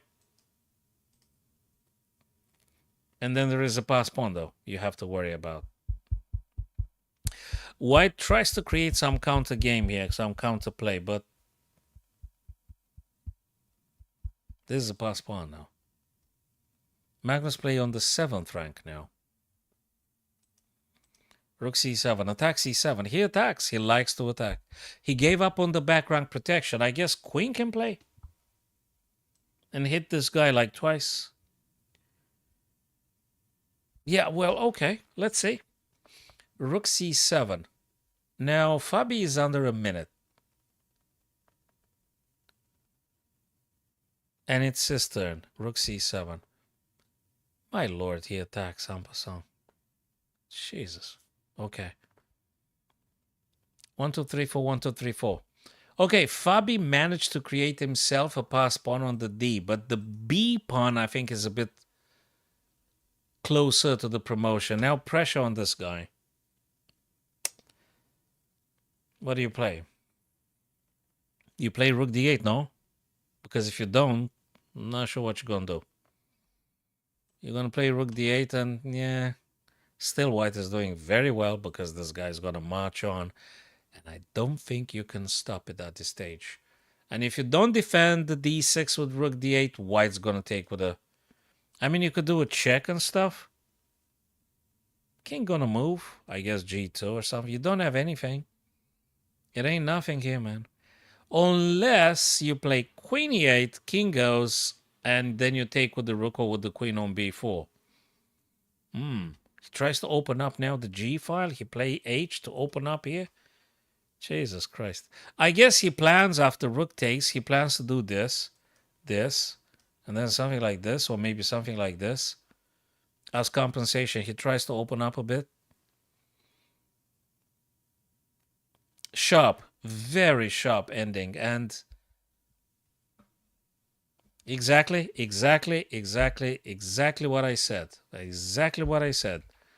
He took with the rook, queen goes e1, king's g2, now takes on g, and queen goes back. He didn't take on b4. He went to the queen back because he threatens to play queen g5 check. And also, very important, queen e7, I think it was necessary because of this kind of stuff. You need to prevent the back rank. I think Fabi gonna lose it though. He fights valiantly, but I think he's gonna lose it though. Reason being the B pawn. That's the reason. That's the reason. Including this rook d5. Yeah, you could take here. You could take. I think you should take, no? No, because it's this and you're done. My lord, if you take this is a blunder. That's it, you're dead. You just lost the game.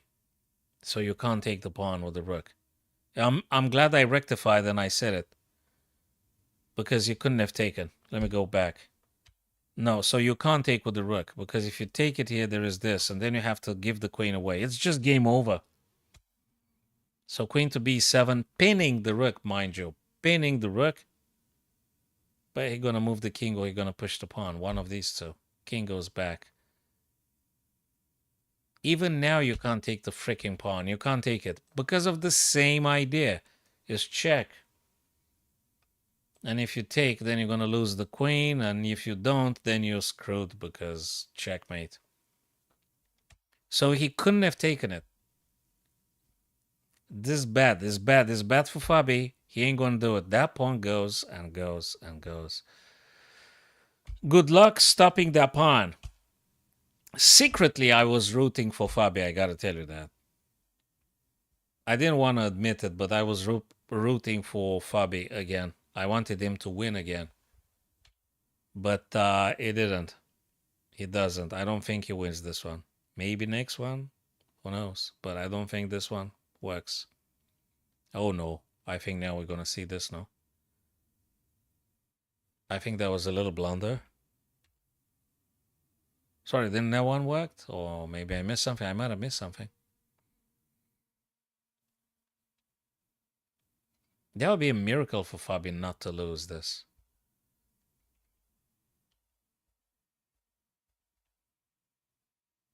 You're going to centralize the king now, white? Okay, you take with a pawn and the kings. So it'll take a miracle, I think, for black not to lose. King defense. Okay, let's see. Wait a minute. There's still a little bit of work to do here. But I think Magnus going to find a way. There's a check here attacking this guy as well.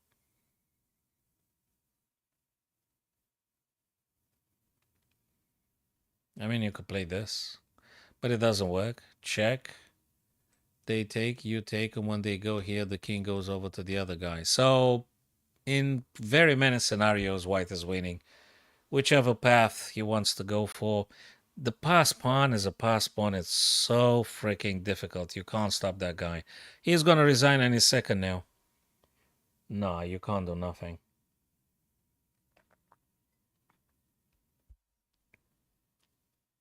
No, you can't do nothing. You can't play. You can't win this. You can't even draw. That rook f1 is just something to say you moved, and you don't want to just give up yet, but I think it's lost. I think it's lost here for black. And Magnus taught him a lesson. As in revenge for yesterday heavy spanking. That doesn't really work. Yeah, it could be some further checks, but it just... Yeah. Nice one. Very nice one. Loved it. Okay. What happened in the other one? Hiki drew against Gukesh. And one more time now. I'm going to cover this one too. Fabi white, Magnus black. Let's see what is going on now. Yeah, Magnus is now on how many points? Wait a minute. Oh, yeah. 20.5. I think looks like he's going to be winning it. He really did deliver. Yeah, he lost yesterday too, but he got him back today. And now he's slightly punishing Fabi for his insolence. He pays him back. He likes to pay back. Thanks. I think he likes that. I think he actually enjoys that now. He likes to pay them back.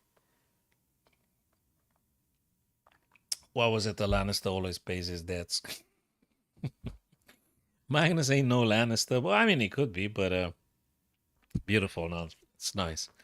Okay, I think time for another quick puzzle, guys. And then we're going to be reverting here.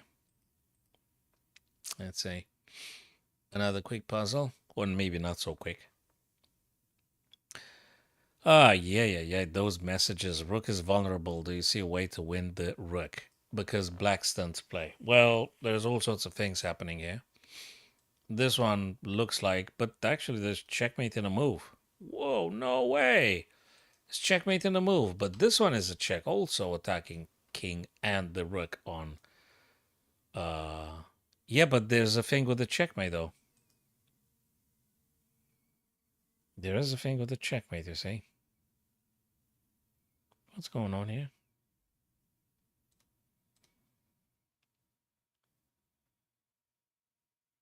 Well, let's put it this way. When you play the queen to c4, when you do that, you check the king. King can't move closer because it's in opposition with the queen. Well, they could go here for sure, but then you have a knight. There might be something. So I think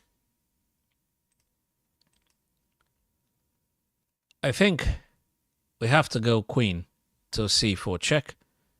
And if king goes d2, we're going to reply knight e4 check. And I don't know where they go. Because there is queen taking f1 with check again. So that's the way to play. Other than that, I don't know what else. White is threatening queen takes d8 checkmate. So that's indeed the case. I don't see what else to play.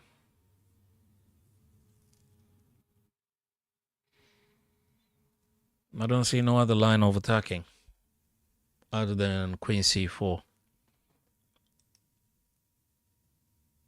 Hello, Arcane. Yeah, of course we can.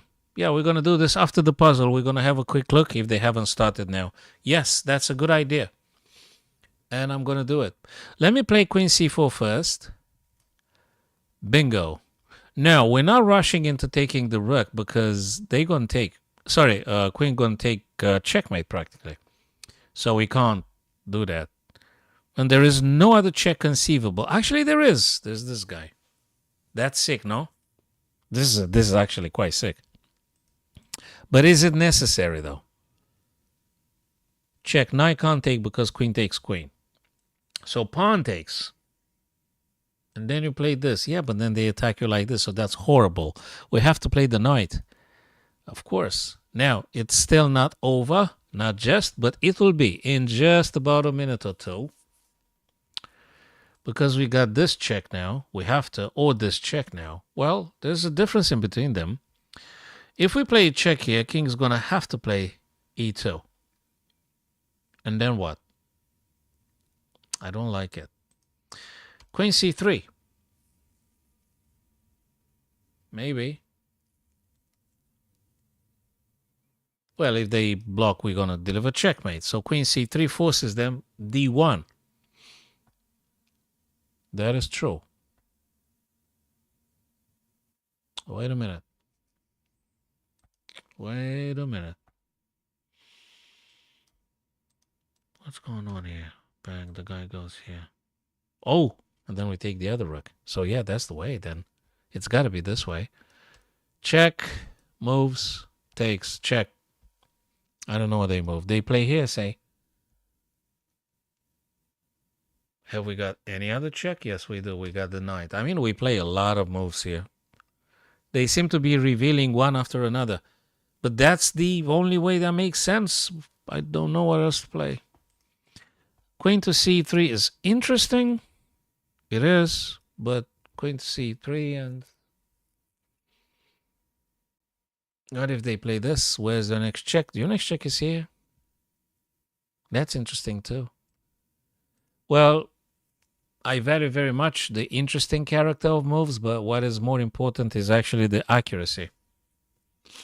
That is the only thing that matters in chess. So probably I have to look at this one too.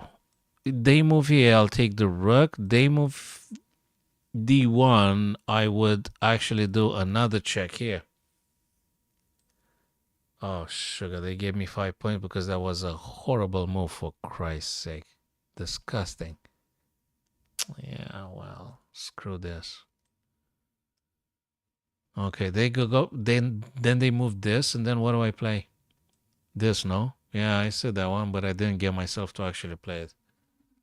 Oh, sugar. So then king say goes here. How do you stop the checkmate and all? Okay, let me put it on the board. Let me put this thing on the board here.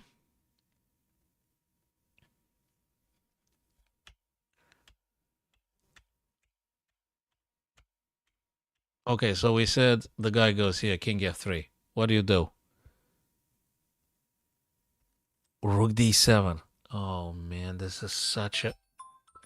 Quiet there. Rook d7, you go away from the checkmate and you attack the queen. My God. Okay, that was a very complex, little subtle, sophisticated stuff. Yeah, I was completely not paying attention to the fact actually you could attack the white queen or tempo, and then you restart the threats and this and that. But rook d7 was instrumental, and I didn't pay at all attention to this idea anyway. So okay, fine. Okay, so if they haven't started, we could quickly have a look and analyze as per our dear friend on TikTok, Arcane, suggested. Happy to. If they have started Arcane, we're gonna cover that one.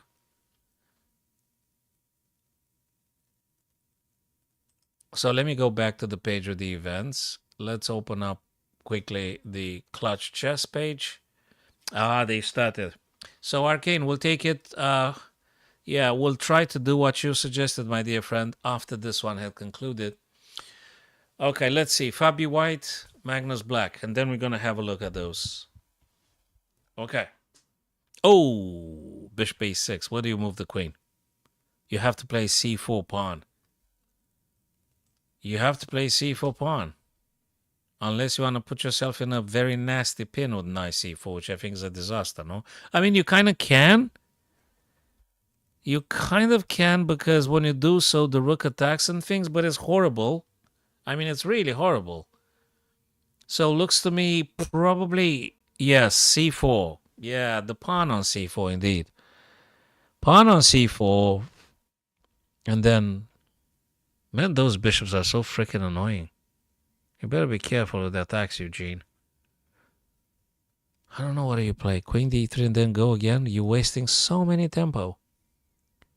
Black queen moved to safety. Queen d8, queen e7. So that's nice and safe. Very nice and safe. How do you move the queen from this super awkward square? I mean, the bishops are kind of like killing it here, no?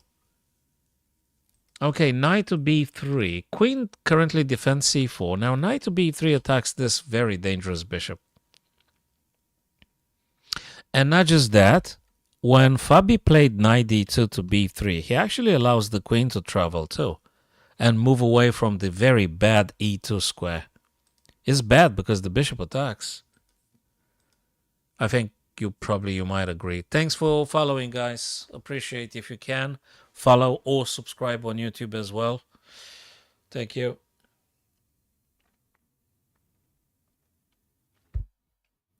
Okay. Knight b3. Probably. At least you try to neutralize one of the two bishops, but Magnus says no. He attacks rook e1, send them back on f. Painful. You could continue with a3, which I think gonna happen. I mean, this bishop is just a nightmare. Those bishops, I mean, at least one of them has to be traded. It's too much. It's just simply too much. So you've got to do a3 something. Or do you want to play queen c2? That works too, I guess. If you want, you kind of can. I hate that bishop on b4. It's just so annoying. I would play a3 first, I think. Whatever the bishop goes, I'll try to trade. I'll just trade it on the spot, just right then and there. Wherever they go, I'm going to trade the bishop immediately. And then I'll move queen to c2. Or maybe you could do it in the other order, like queen c2 first and then? I don't know. I'm not sure yet.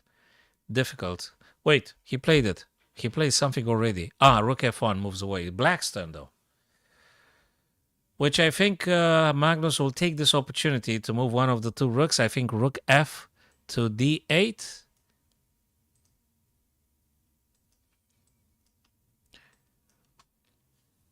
Rook f to d8, I think. Or maybe he finds something stronger. It's not clear.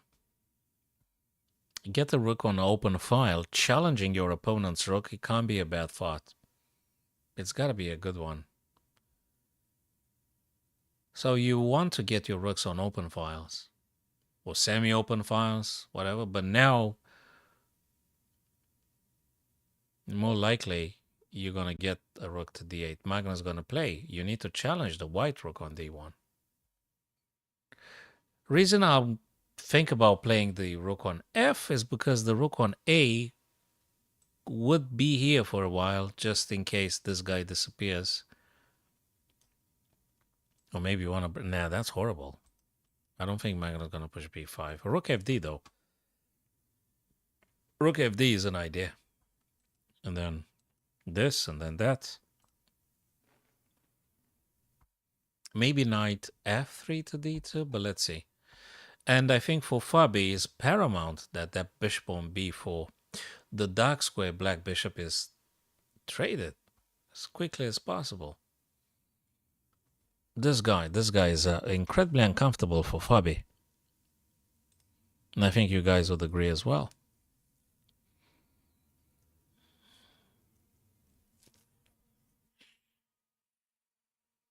What is he doing?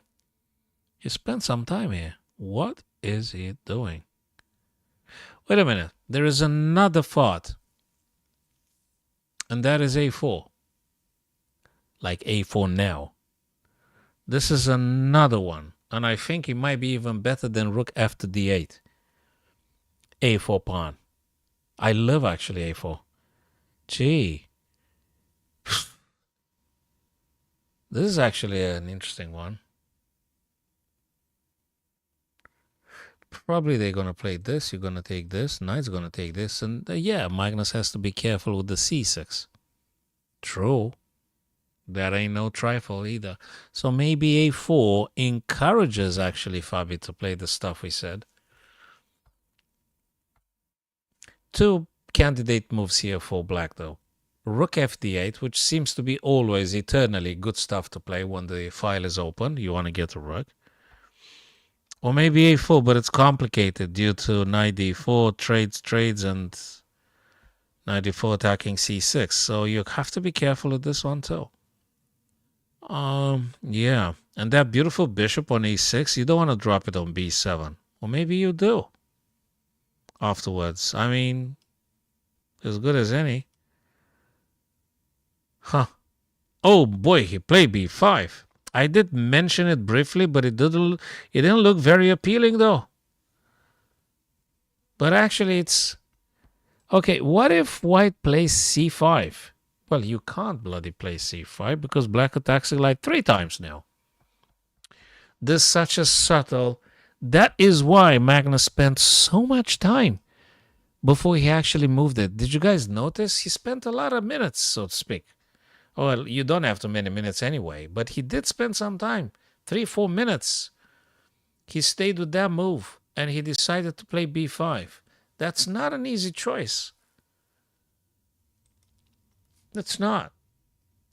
It ain't. You can't push the pawn. I don't know what you do.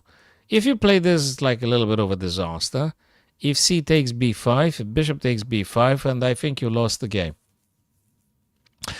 If you don't, you could investigate this line. Knight e5. You don't go knight d4. Reason being, you go knight d4, they might be trading and stuff. So you maybe want to play knight e5. I think this is the only counter strike here. I think. So knight e5 threatens knight c6. That's a big threat there. Big threat. If you don't play knight e5, you could play some very horrible stuff like you get a knight to d2 in order to play defensively. But is defensively now the... You're not supposed to play defensively if you can play offensively. You should go for the latter. So you should go for the attack, not for the defense. If your attack is a bit stronger. And I know it's easier said than done, but I hope you guys appreciate the thought. Yeah, so knight e5. If you don't, you're going to have to do some knight f or knight b to d2. That's just horrible. I don't like it at all. I like knight e5. It's something. It's black's problem with finding a defense against knight e5. It's not white's, is black's problem now. If Fabi gets himself to actually play it. I'm curious to see if he actually does play it. But that looks very, very good. That's the right opportunity. This is the moment to attack something a little bit faster, because if you allow Magnus, he is going to execute you very quickly. So 95. Yeah, 95, I think.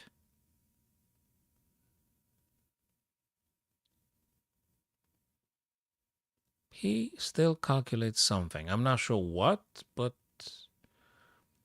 you guys tell me if you think apart from knight e5 or knight f to d2, there's something else. I don't know what else is here.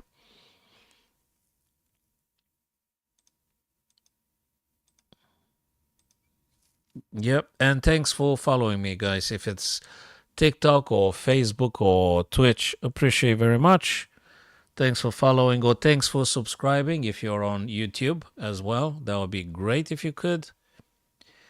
And of course, you can share the live or any of the videos in the archive would be great as well. What is Fabi thinking? What's he gonna do?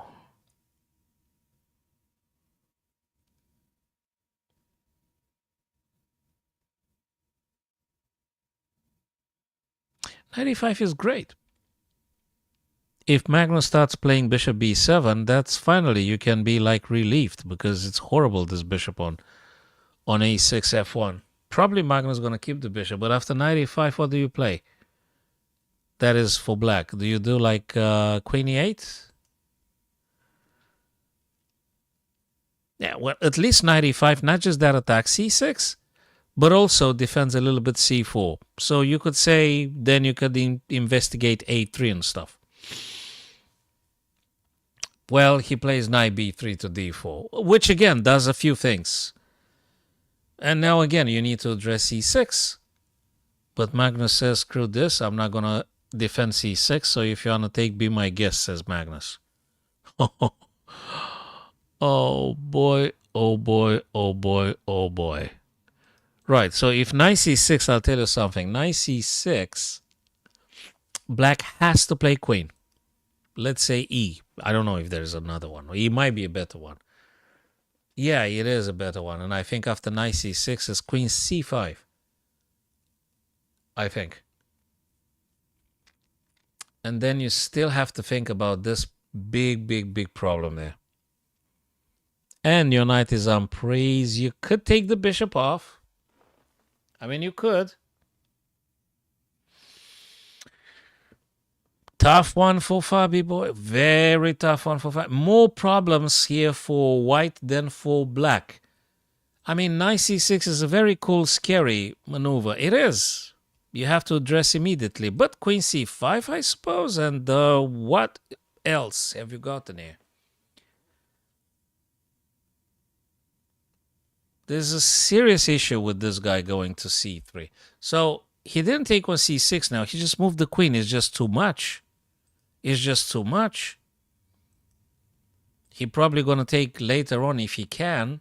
For the time being, we need to inquire if actually Magnus is going to play c4 to c3. Because that simply attacks the rook anyway. And challenges a bit b2 and things. Well, I'm not sure about c3 now. I mean, you could play c3, but knight takes c6. Queen goes, I don't know where, maybe c5. So let's put it this way. Bang, boom, and queen c5. Knight on prise. Rook under attack. So, I don't know about yourselves, guys, but I think c3 is absolutely playable right now. You tell me, guys, if you think differently. You tell me that. But yeah, c4, c3. And I have a follow up if they do take c6 with queen c5. Then queen takes, bishop takes. Okay. Maybe Magnus gonna find something better than this. Bishop c5 to make a sort of a. I don't know what to say. I don't know. Oh, queen c5 now, you reckon? Queen c5, actually, it's quite interesting. No, no, no. He couldn't be bothered. He get rook f to e on a semi-open file. Pressure on the e4 square. Well, I guess if knight c6 happens, then queen c5, as we discussed. Or maybe, okay, a3. But that rook f e8 allowed Fabi to chase that bishop on b4 now. I thought he was actually going to push this guy, but then again. Well, now you could play bishop c5. I mean, you can. That's something. It's a pin, so to speak. Well, why continue on c6 anyway? You take my queen, I'll take your queen with check. So there is a thing. Bishop c5, knight takes c6, you take my queen, but I take the black queen with check, forcing black to capture eventually, and then I'm going to take with the f-pawn. So then again, this, bishop takes, knight takes c7, rook takes c7, and then you have to take. The problem for Fabi would be two double pawns on the e. Very easily attackable by the rook and stuff. And not mentioning the golden move here, the ace up his sleeve, which Magnus plays it now. c3. Boy, oh boy, oh boy. Beautiful game. Let's see if Magnus's bullet prowess keeps up with the depth of and complexity of this position. Middle game going to end game now, but it's so much thing happening. There is so much thing happening now.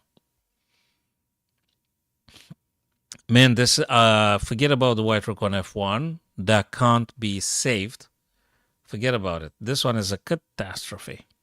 It's a catastrophe, rook fe. It doesn't even matter. You just don't think about this one. Probably the best approach, or the least worst, I don't know how to put it in words, knight c6.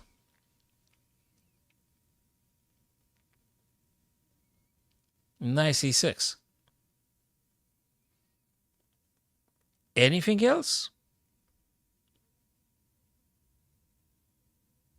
Knight f5, it's I mean, at least you take something. So you play this. If Magnus then chooses to save the queen, so you play knight c6. If Magnus chooses to save the queen, maybe you're in luck and grab something, sort of, maybe. The rook on f1, forget about it. Just forget about that rook. You have to take c6, I guess, now. 8 takes, so let me think. So that's the first idea I'm having in mind. Could be 8 takes b4. I mean, it's bad as it is anyway. It's just bad. It really is bad. For white, I mean. 8 takes b4. Yes, 8 takes b4. Now, bishop takes f1. He took. This guy unpraised, and the knight still dreams about this one. But I got a feeling Magnus going to play bishop b5 now. And he's going to take advantage of the fact he got 2 rooks. And I think that is what exactly he's going to play. Unless there is some stronger other move. But you don't lose the bishop now. Right? So you have to go with the bishop somewhere. Question is, if you're going to go b5 in order to protect c6, because this is important. If you go back on a6, oh Lord, only Magnus can come up with this kind of stuff. I thought bishop b5 was the thing to protect c6, but Magnus says no, bishop c4. Yeah, but can't we do knight c6 now? Because that attacks queen. Fabi says, Fabi took on a5 because if you take with the rook, there is nice e6, and at least you're going to grab something in the process.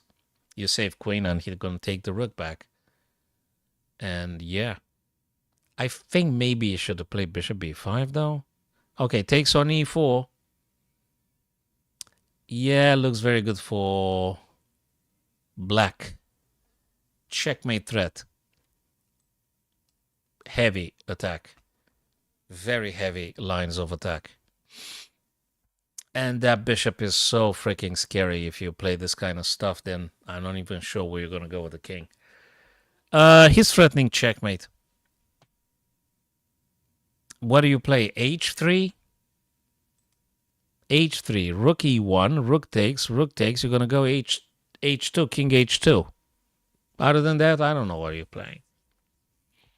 Or knight c2 in order to prevent the rook. But after knight, f3 he played. Oh, okay. Well, king f2. Okay, he goes after this guy. How do you protect it? You got to push. Bishop takes, and then you're going to play desperado. That's the only thing. But those two guys are aligned. The knight and the bishop are on the same C file. This is a big problem. As soon as the bishop departs somewhere, okay, rook stops this pawn. You can't push the pawn now at all. Goes with the G, making a little bit more space for the king, just in case there is further checks and stuff. Pressure on the f3. You can't move the knight, because if you move the knight, yeah, but the king is going to come. Well, you can't move in check, but you understand what I mean. Tough. It's just a crazy bullet. Okay, the bishop is secured now. a5 and bishop b6 are completely nice and cool and safe. There is still some game happening, but I think medium long term, you could find some winnable ideas for black. Yeah, there is a pass pawn on the A. There is, and is heavily defended by the bishop. You could just leave that structure as it is and just do some knights moves. Just play knights moves all day. I don't know. Just be careful not to getting forked or something. Yeah, well, I don't know about this one, because when you push this guy now, you allow the rook to actually killing everything. You have to stay with the knight forever. So there is no play now. Yeah, Magnus just sits and waits for Fabi to execute himself. He might be pulling a second victory in response and revenge to yesterday's heavy spanking. Yeah, but that's that. Enormous power by the rook. And now the rook is going to sabotage those guys from behind. Now, I don't know how you're doing things now. I think you're going to resign. I think now Fabi going to resign. Everything's falling. Black had just created the pass pawn. I don't think there is any magic here to allow you to play something with white. Okay, he tries to.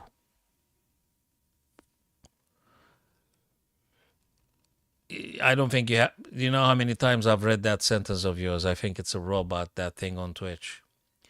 These guys do just copy paste. It's a robot. My God. Okay. Probably sort of like game over. You can't push this guy. The bishop is here. And now Magnus just gonna play this guy. He gotta push the G pawn. It's desperation for Fabi. He tries. He really tries. He fights very hard. He tries to, but that's all you could do. It's not too much.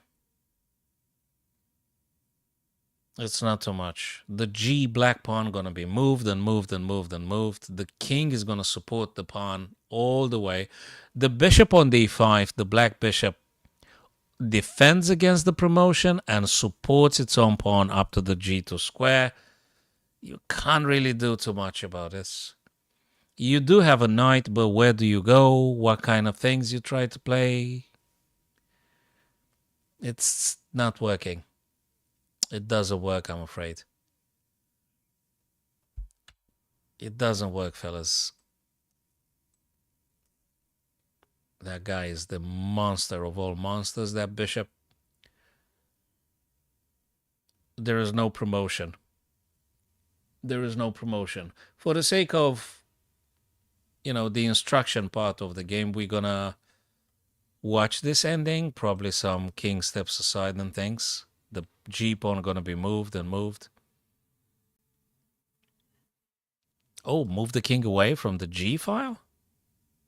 Okay. Yeah, king to H, exactly. And okay, the path is clear for black. You ain't gonna stop it. You ain't gonna stop it. Yeah, probably should resign. But because it's bullet, they keep pushing and slamming the clock and all because it's bullet.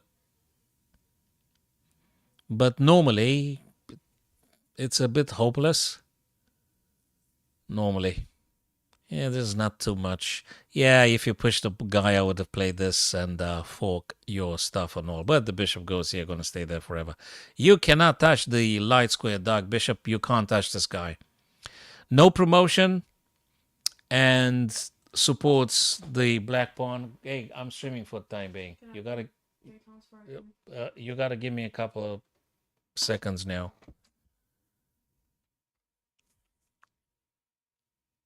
Yeah, you can't stop the pawn. This guy's gonna move.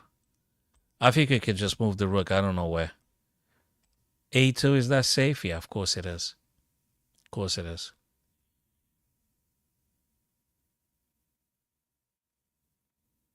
Yeah, you could push it now. You could push the pawn now. Yeah, there is a bishop there, but you made a lot of progress. I'll just play the bishop away, of course. The knight tries to. The knight tried to attack the bishop and stuff, but bishop to f3 now, nice and safe.